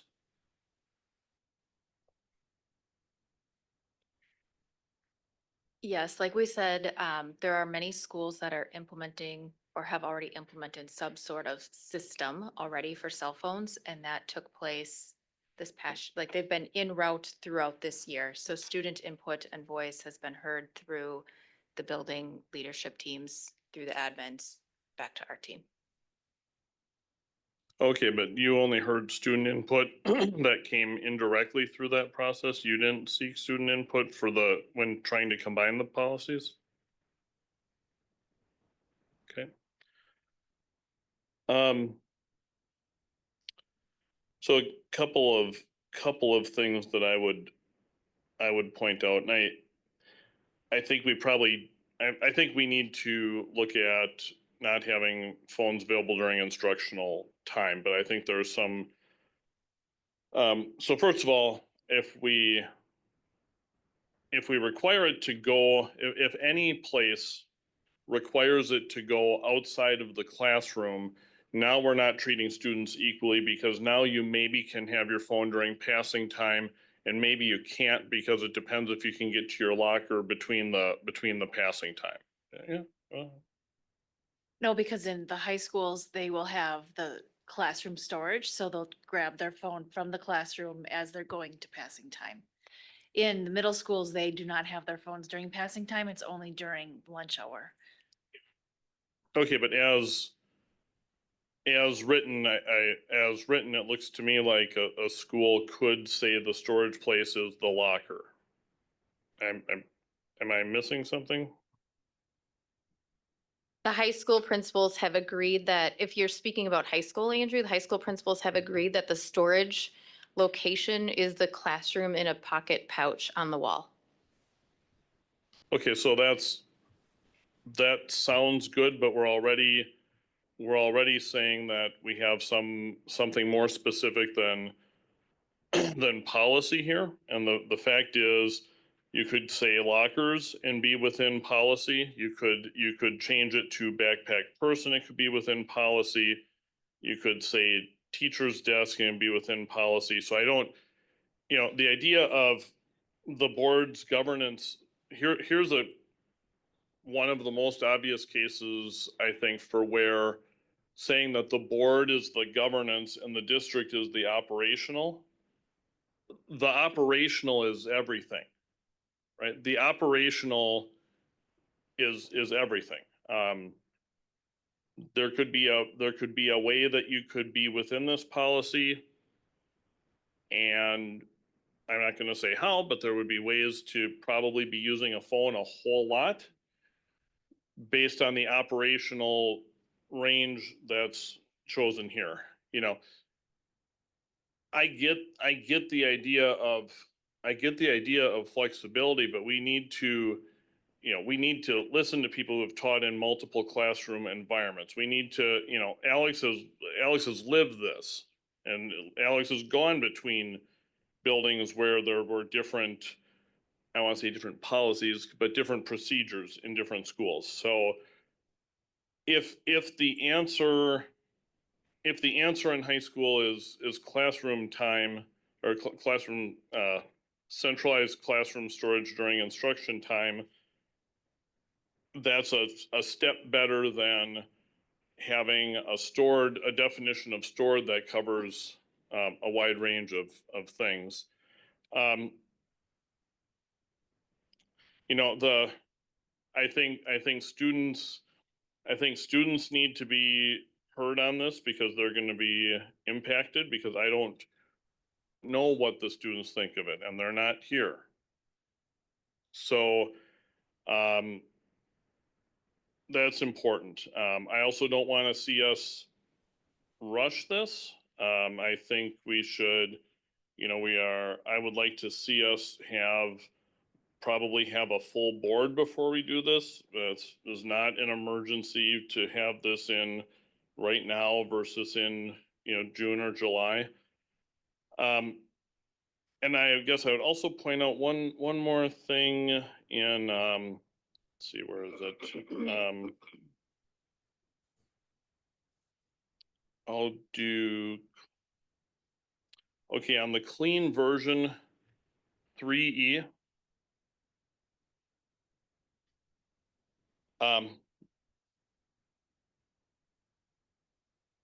Because of where the word may exists, it makes all 5 of those things optional, and I don't think that was maybe the intent. But because it means the things like the emergency, the healthcare, the 504, I don't think you're intending to say that the principal might or might not feel like following a 504. I don't mean that. But as written, the principal may establish school rules for the following reasons. If you look, Andrew, back at section 2B, use. Number 2 says use of a device shall be permitted in the following circumstances, and then it talks about the emergency or perceived threat to manage the health care, and then the 504. So then section 3E is saying that those are permitted uses, but yet a principal may establish rules for that permitted use. So if a student needs it for their health care, do they need to step out of the room? Do they need to go down to the nurse's office? Do they need to use it in a way that wouldn't be in front of all the students? If for the emergency or perceived threat, it talks about students may be asked to turn off their wireless devices so emergency communication networks are not overwhelmed during an emergency. So those are just, yes, you're permitted to use it, but a principal can establish the rules of how that would then be carried out in their own building. Okay, I'm looking back as, however, and again, before anyone gets the idea, which you shouldn't, because this isn't why I asked these questions, and it isn't why I've asked these questions for many years. Not because I think a principal would do it, but there are ways to make a rule that could make this very burdensome for students. And there's ways to make rule, like for the healthcare or for the 504, there are certainly rules a principal can make that could be burdensome. And it says that the principal makes the rules related to these things. I think we need to think about that to make sure it can't be abused. We have great principals here. I've also been here many years, and we have on rare occasion had principals that lasted with us only a very short time because perhaps they weren't a fit for the way we like to handle staff and students many years ago. But so yeah, I think the hearing from the students is important here, and also it's important to me that the if we're, and I this won't be solved tonight, but we need to really look into the equity issues about whether we're saying a parent or guardian has to come pick something up, because now, people who work shifts and things are, maybe can't get it, and then the student is without it overnight or over a whole weekend on Friday. So that, I think we need to figure that out. And I don't want us to be in the business of holding on to property after the school day is over. Lynn? I have a question about a certain part of this, but it might be a little different than what we've been talking about. Are we ready to move on or no? Is it okay? Where it's on cell phones? Pardon? Electronic device policy? Right. Oh, yeah, go ahead. A specific line in, I'm looking at the clean version. I'm looking at Roman numeral 3. C. And I just want to make sure that I understand this. It says any headset, earpiece, or similar equipment associated with the device shall also be disabled and stored. So if I understand, if this is being implemented properly, does that mean that if I walk into an elementary school, I will never see a child wearing earphones or having earbuds in during instructional time, from the beginning of the school day till the end of the school day? And if I go into a middle school, the only time I would ever see a child with a headset or earbuds would be during lunch. And if I walk into a high school, the only time I would see children wearing a headset or earbuds would be, I'm trying to find where you define it, would be passing time or lunch or before or after school. Am I right about that? Am I interpreting that correctly? Yes, Lynn, if you're talking about a neurotypical student without a disability. Yes, absolutely. Absolutely. Thank you. And let me also add that sometimes headphones are used during testing, for example, like STAR testing. Our littles listen to things instead of being read to, but that would be an example of approved instructional use. Absolutely. Mhm. Okay, anything else on this? Oh, You wanna go first?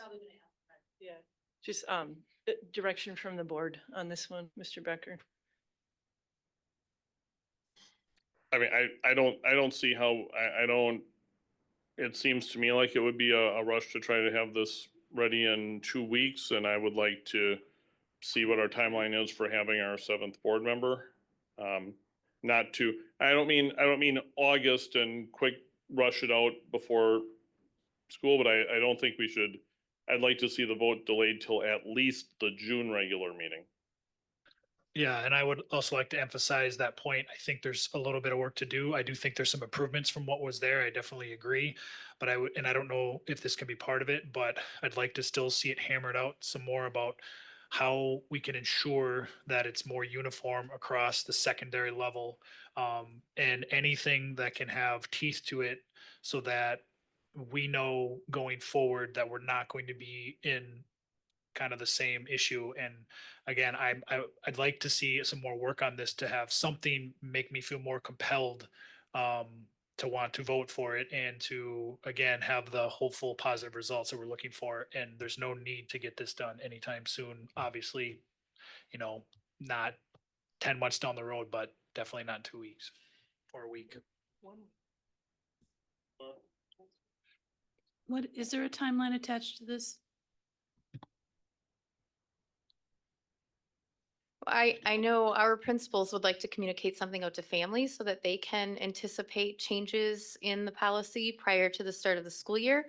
Registration for students happens in middle of August. Communications for that go to families middle of July. And I know they would like to communicate these things, the changes. They also have freshman orientation and sixth grade orientation. So I would say the sooner the better. So you may not feel there's an urgency, but I know our principals would like to have this shored up so that they could communicate out changes or what the policy is. And to put this in our student expectation handbook, and that goes to print in July as well. And it has to be translated. So just to be really clear, there is some urgency here. June would be the latest that I think it would work. Yes, we'll bring it back for the work session in June. Okay. Thank you. And Mr. Lyerly had his hand up. Okay, no, No, so yeah, I just am going to agree with Vicky, and I don't think so. Just listening to Alex and Andrew, and reading the policy, I don't think dramatic changes to the policy are necessary. I think there's some enumeration of and distinguishing between environments, so that consistency can be applied. So yeah, I would love to be able to see this back in June.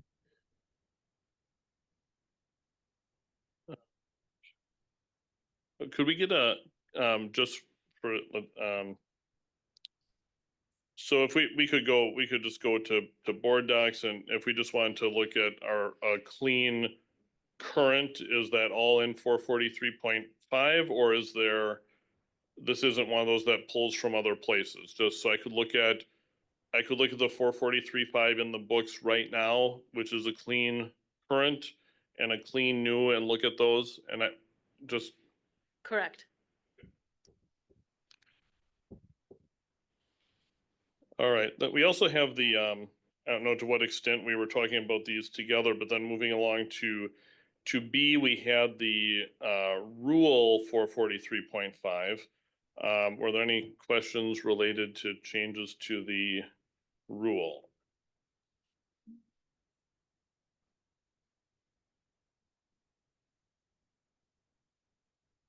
Okay. All right, then we have revisions to the board education policies and rules in the 300 series policies related to teaching and learning. Thank you. Reporting systems and grading. And homework and fundraising.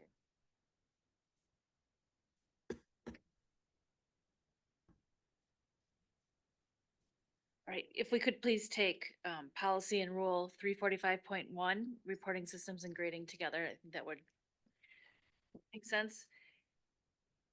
Currently, the policy is named reporting systems and grading. It was revised to name it reporting systems progress monitoring and grading, because progress monitoring is a key component of the experience with respect to this policy.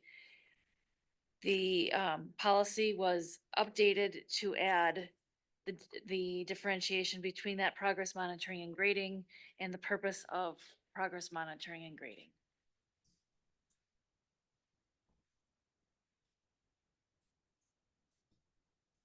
Board questions on 345.1.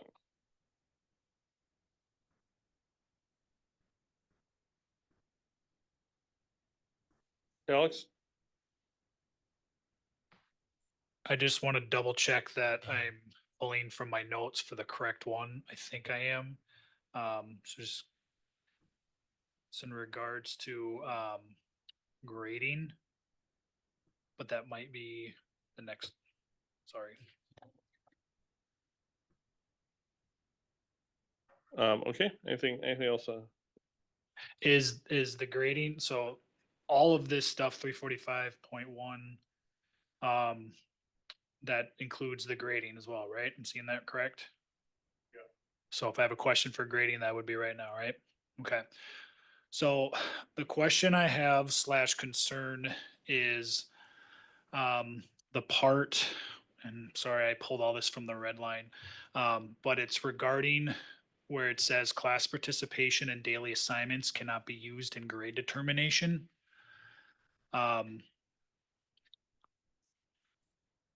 So having my background teaching multiple subject areas, there are different ways that you assess students, and there's different reasons behind that. And they're not all the same, but it doesn't mean they don't all have different levels of validity. So the concern I have is that this, and correct me if I'm wrong, is requiring all content areas to not allow class participation, and in this case as written, and daily assignments to be used in grade determination. Am I correct in understanding that? Yes, it is. Good evening, board. And that gets to the heart of how complex grading is, particularly if you're an instructor in an area where some type of student performance is actually necessary to be able to determine whether a student has met an expectation. I think about drama, I think about PE. And so this is where thinking about the differentiation within types of courses is referenced later in the policy to ensure that, again, if you're a teacher of a performance-based class, a student would have to participate in order to demonstrate the skill that you're assessing. And so that definitely highlights the complexity of using the terms like participation versus quizzes versus daily assignments. So can you point out, if at all, if there's anywhere in the policy where it shows an opportunity for things like, so this is what I'm thinking, as a language teacher, as a Spanish teacher, as a physical education teacher. I'm not a music teacher, but these are performance-based acquired skills, and you cannot acquire them, and you cannot acquire these habits, which you do get graded on, and are part of the state standards in certain particular content areas. So is there anything that is concrete in this policy that allows for at least some of those content areas to include participation, just in a general sense? I see it as participation in the task that's actually being assessed. And so if it is a oral language quiz and the student has to speak in response to a prompt and the student chooses not to speak, then you don't have any data for that quiz. So therefore, and I'm not trying to be a jerk when I say this, so I receive that as the answer is no, because you just said only if it's an assessment, only if it's essentially. Sorry, I cut you off. I apologize. This section C of the revisions and also in the red line talks about the distinction between a daily task, which is typically recognized as practice under teacher observation, from those things that are actually assessed and recorded with a grade. And so something like a quiz that might happen even multiple times throughout a week could be the kind of thing that would be a grade would be reported on. It comes down to the intention of why you're asking. Okay, so I'll probably end this with this. So essentially, no, because, and again, this is where I struggle. Particularly, and this just happens to be my content areas, but particularly in things like physical education and language and Spanish or any other language, your ability to not only acquire those skills, but also show kind of the effective side of that learning, which is part of, in particular, physical education standards to show those habits. Those are legitimate standards. Really, there is no way to grade that exact part of it without some level of participation. So I'm just throwing out an idea to consider. And I'd be curious of any feedback you have from the district. Is there at least an opportunity to either specify or leave room for like content areas like this, performance-based ones, or put a cap on participation? Because trust me, I'm not for any situation where a teacher has or would base a kid's grade primarily on participation. That's not good practice. But as I've alluded to, there needs to be, in some content areas in particular, an opportunity for that. I think in some cases, and even if there's a cap, so just some feedback to consider. Yeah, that's an incredibly valid point, and absolutely something I think that would strengthen this, to be able to recognize the way that performance is needed to actually be able to assess certain skills. I think you also brought up kind of like where grading on performance goes wrong. That's what we want to ensure doesn't become common practice. Things like I'm going to tally every time you raise your hand, and you need to raise your hand X number of times to get a certain threshold of a performance score. That's not what we're talking about here. We're talking about the performance of something that we would say is meeting a standard of expectation that's part of the course. So absolutely heard and appreciated, and we'll work it in. Thanks. I would like to agree with Alex. We're the two that have on the board that have been teachers, and I know that as an English teach students to write, the only way to get to be a better writer is to write. And my experience was that if you gave a student an assignment that was required, that counted toward his or her grade, but then you gave them feedback and you said, and if you try again and you do better, I'll raise that grade. And you give them feedback. And then if you say, and if you try a third time and you do better, I'll raise that grade. That was the best way to get kids to be better writers and to get higher grades. So I just really see the value of homework because it's practice. And you can't always practice in the classroom. And I agree with Alex that there are probably a lot of times when homework ought to be graded. I just wanted to, if you're going to rethink it, I wanted you to have that in mind too.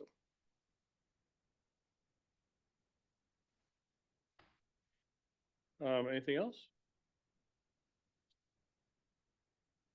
Okay, and then, so we had there's a red line and a clean for that, and then a red line and a clean for the rule with the procedures. Anything on that, or do we cover those both at the same time? Okay. All right, then we'll move ahead. We have a red line and a clean for 345.3, which is homework. So if grading and approaches to grading are near and dear to educators' hearts, so too is homework. And the intent of this update is to reinforce, Ms. Gerlach, very much what you just said, the importance of homework as practice and opportunities to extend after given feedback, and how that leads to improved outcomes. So this is a revision that actually names and positions homework as an important part of the learning process. So much so that practice should be encouraged.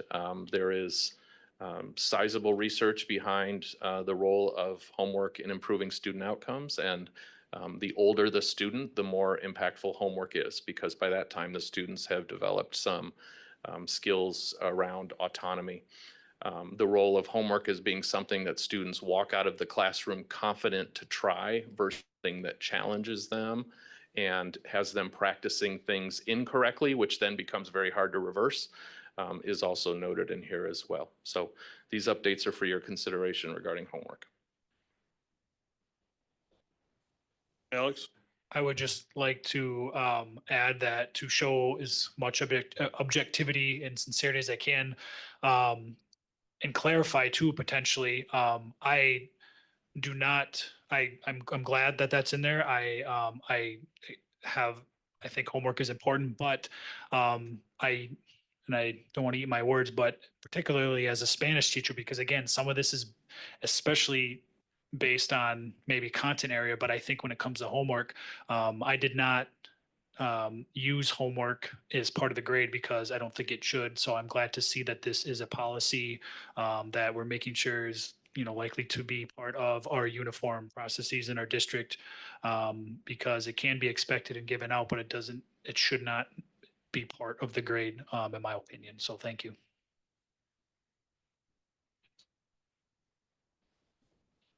Anything else? All right, then we have under teaching and learning policies, student fundraising activities. Very minor changes to this policy. It was really updating the legal references and cross references as it continues to reflect the district's policy with regard to student fundraising. It looks like nothing, I don't see anything substantive. Any questions by board members? Okay, and then for D, we would have technology repeals related to that. And so it's just, if we're delaying if we're moving 4435 back at least 1 month, I would assume we'd want to move the repeal back, or is this? These are not related. These policies are not related to the communication policy.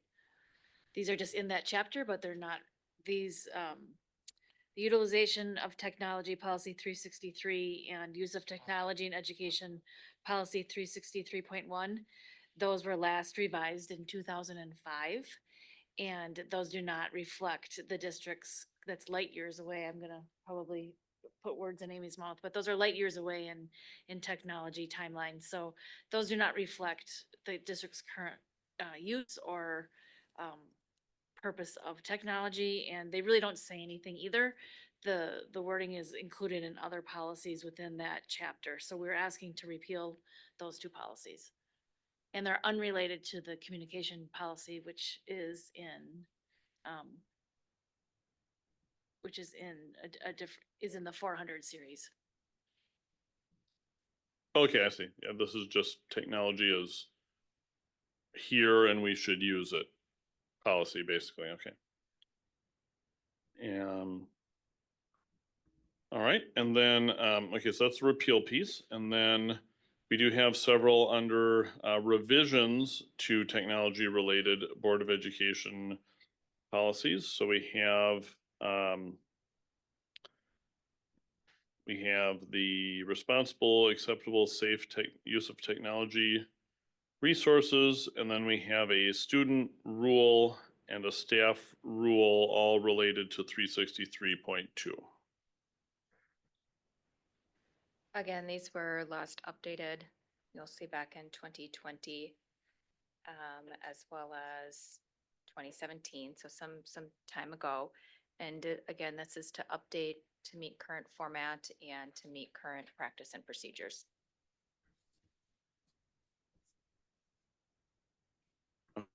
On this.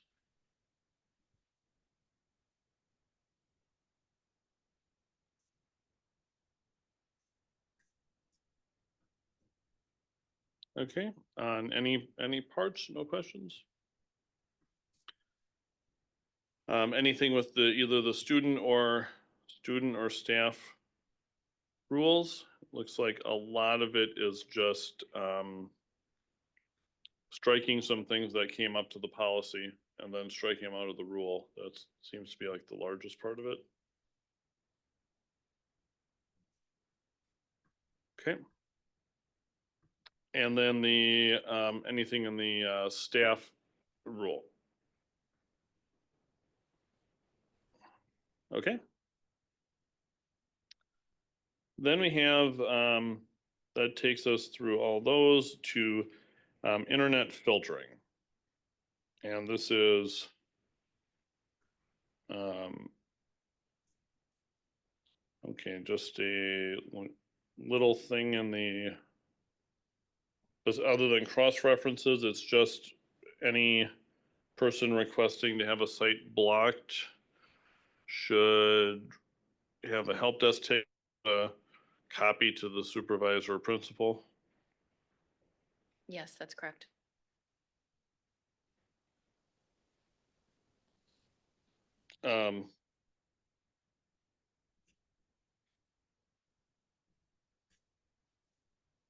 How do we handle requests to unblock or whitelist? Currently, we do ask that they come through a help desk ticket. Do students have access to that, or do they have to run it through a teacher if they think it's incorrectly blocked? Yes, we get those requests through staff members. Do those so I know a bit about these and how, you know, a good, I mean, if you never have to ask for a whitelist, then your system was probably barely filtering at all. So that is a legitimate thing, as long as it can be addressed quickly. But do we get, are you confident that we get enough of those that we know that staff and students too know how to initiate that? Like this, yeah? Yes, they come in regularly. Not too often enough. A lot of times we see somebody will ask for something to block something, and if we do that 5 minutes later, we get unblock it, please. So it seems like it's always a balance of trying to find exactly where our filter needs to be. Could you give me, without, I don't need a lot of gory detail, but I'm just trying to picture an example of where someone would be requesting a block of something that's not already blocked? I mean, just keeping it categorical, or? Yeah, recently we had a request, students were doing like a purchasing project where they had to go out and research how much things cost and so on and so forth. And they were researching or wanting to do, they were looking for duck blinds. on Fleet Farm's website, but Fleet Farm was blocked because Fleet Farm sells firearms. So things like that, where a lot of times, when we had another one where somebody wanted to block Amazon, but then other students use Amazon again to research prices of things for products. I guess I would think the threshold when someone's asking for something to get blocked that's not already blocked, I would hope that that is a very high bar, because I need this, right, I think I have more of a right to say, I need this. And I think it should be pretty severe before I have the right to say, hey, IT, nobody should have this. So, and yeah, okay. All right. Anything else on internet filtering? Okay, then we have revisions to pupil services. We have anyone else coming up, or just, okay, We are bringing some small revisions to policy 443.6, policy and rule, that deals with student possession and use of weapons. This policy is largely governed by state statute on student use of and possession of weapons. okay.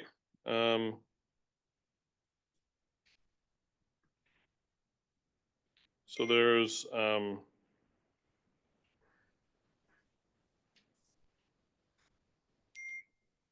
not a lot of substantive redlining, although there are quite a bit of things in the cross references. Any questions on possession, use of weapons?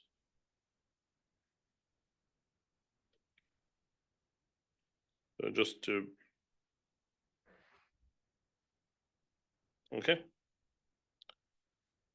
In that case, we move to the rule, the enforcement procedures.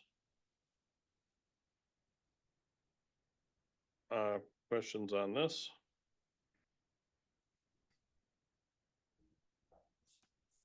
Okay. And then threatening, aggressive, or violent behavior by students. So we are asking to repeal the rule, as the information is already contained within other policies, including 443.7 policy.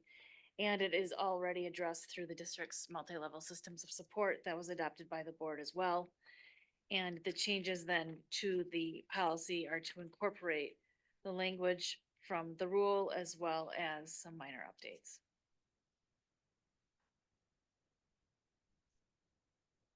Okay. Questions on this? Alex? Some of my questions were just regarding how one, in most cases, students obviously would be permitted to, take reasonable actions in self-defense. Just kind of curious who determines that, what's considered reasonable, and some of those types of things.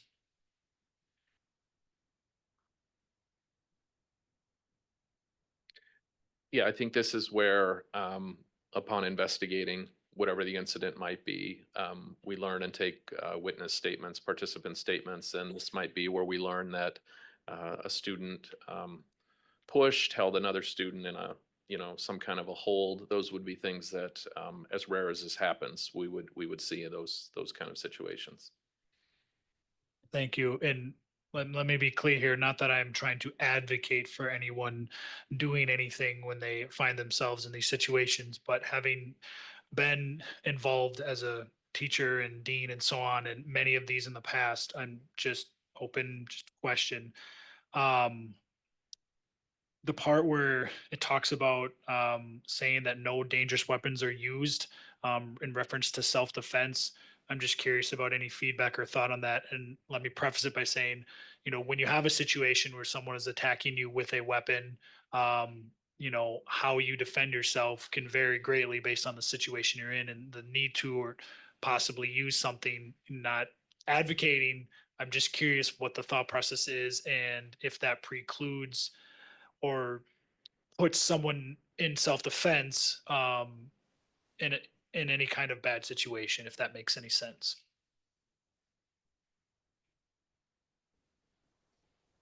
It does make sense. It's certainly outlined in the policy that first recourse would always be escape from the situation. So if I can just add to that, Alex, the statute on weapons says that if a student brings a firearm or a facsimile firearm to school, we are required to refer that student for an expulsion. That doesn't mean we have to expel the student, but it's a required referral. So that's why the language is a little bit stronger in the area of self-defense when you bring in a dangerous weapon, because there's certain statutory requirements. But the mitigation would be in what the penalty is. So I'm not sure if I'm making this clear, so I'll just try to put it in simpler terms. So if a student attacks another student with a bat, a knife, some sort of weapon, if I'm reading this, and maybe I'm not reading correctly, it's saying that in self-defense, provided no dangerous weapons are used, this so that they cannot defend themselves. Because again, if somebody has a weapon, sometimes your hands aren't always going to be a viable option to prevent yourself from further and possibly significant harm.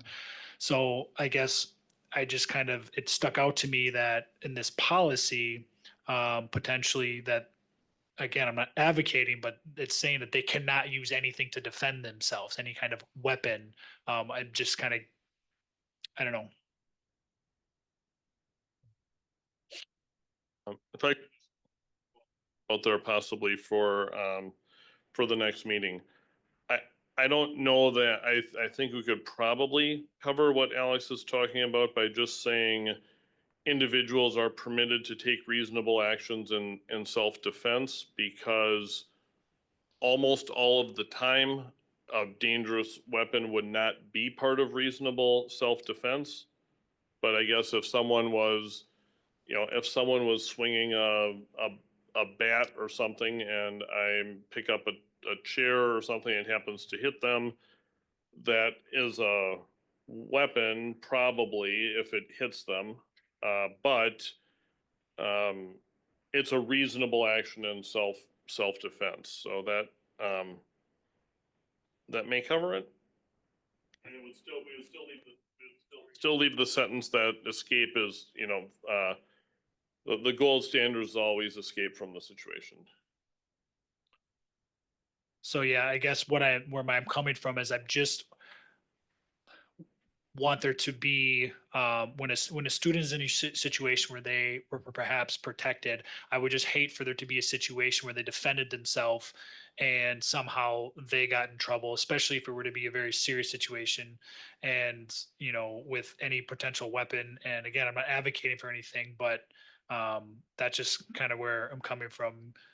Because I've seen enough fights and violent situations where someone starts and initiates an altercation, and then if they lose that altercation, then something more severe happens. And it's, we don't want to have any of these situations, but I guess maybe a little bit of flashbacks to some things like that.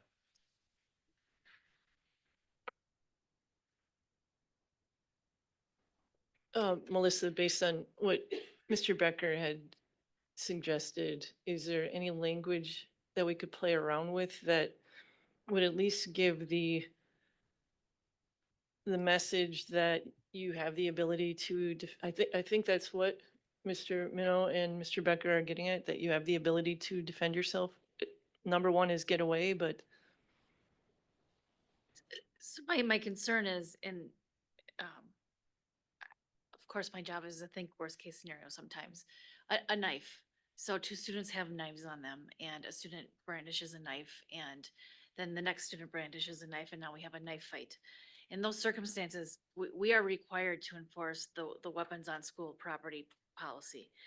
And so I don't know I don't think that that's the situation you're thinking of. If you're thinking of a student brandishes a knife and another student grabs a chair and uses it to defend themselves and against an attack.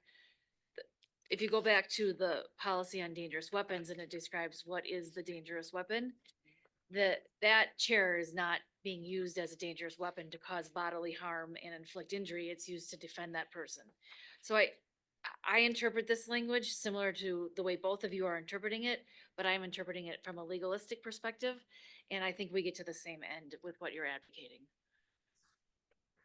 Well, but I think your example of, if two students brandish a knife, I don't see how student number 2 brandishing a knife back is wouldn't that be unreasonable that's not reasonable self-defense, is it? Doesn't that already take care of that?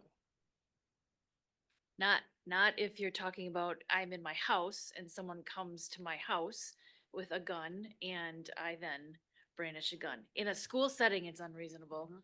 We're only writing for a school situation, what's reasonable self-defense, right? Laura? I've sat through enough expulsion hearings to know that these situations get complicated and you can't always tell who was the instigator necessarily and who is the person who responded, that it can get complicated. So I don't know. I'm in favor of wording that, I guess with the original wording. James? Yeah, so I'm not. I think I appreciate the approach that Andrew is trying to contribute, because in the case that Melissa uses, there is another violation, right? So you can be put up for expulsion because you have the knife, right? When you're talking about self-defense, it's already on us to determine the definition of reasonable in the context of that altercation, right? So that's why you interview, that's why you get witness statements and try to determine the circumstances of that particular that altercation, and to somehow create some limitations to effective self-defense. I don't know that that's reasonable. I think that will all be borne out in the interviewing and the gathering of testimony around that altercation. So just so I'm clear, James, are you suggesting that there be a late change? Yes, I would suggest that we can be silent on the last clause, where except in the case of a dangerous weapon, because if that person is already in possession of if they come onto property with a dangerous weapon, they're in violation of another policy, right? Yeah, I understand now. Yes, thank you. Okay, anything else on this one? Okay, then that would conclude policy and governance. I'll turn it back over to Lynn. Okay, thank you. So we are at the point of adjourning into closed session, I believe. Am I Point right? of order or point of information, sorry. Yep. James? No. Oh, I'm sorry. Yep. Yes, James. Just want to make sure that everyone is aware that the agenda spreadsheet has been published. And Thank is you. available. Thank you. I didn't know if I should mention that or not, because we are to the point where it says agenda setting, and we never talk about this. We always just skip it. And now James has provided for us a possible way to, as board members, to suggest agenda items online. And so, yes, there is now a method for doing that. Thank you, James. I just didn't know if I was supposed to say it. Now can we adjourn into closed session? I would need someone to read the motion. Who would like to do that? Jeanette? I recommend that the board convene into closed session pursuant to Wisconsin statute 19.85. to consider employment, promotion, compensation, or performance evaluation data or any public employee over whom the board has jurisdiction, and Wisconsin statute 19.85 to consider financial, medical, social, or personal histories which, if discussed in public, would be likely to have substantial adverse effect upon the reputation of persons referred to. More specifically, to wit, to discuss the employment status of an employee. Is there a second? Second. Okay, all those in favor of adjourning into closed session? No? No. Okay, go ahead, Kinsey. Cannell, Aye. Minnow, Aye. Gerlach, Aye. Lyerly, Aye. McCoy, Aye. Becker. Aye. Okay, we are adjourned into closed session. You have been watching the Green Bay Area Public School District's Board of Education meeting. Please visit the school district's website, www.gbaps.org, for more information on the district and future meeting dates. If you cannot fully access the information on this video, please let us know the accessibility issue you are having by calling 920-448-2025 or by email at communications@gbaps.org. We will try to provide the information to you in an alternative format and/or make the necessary improvements to make the information accessible.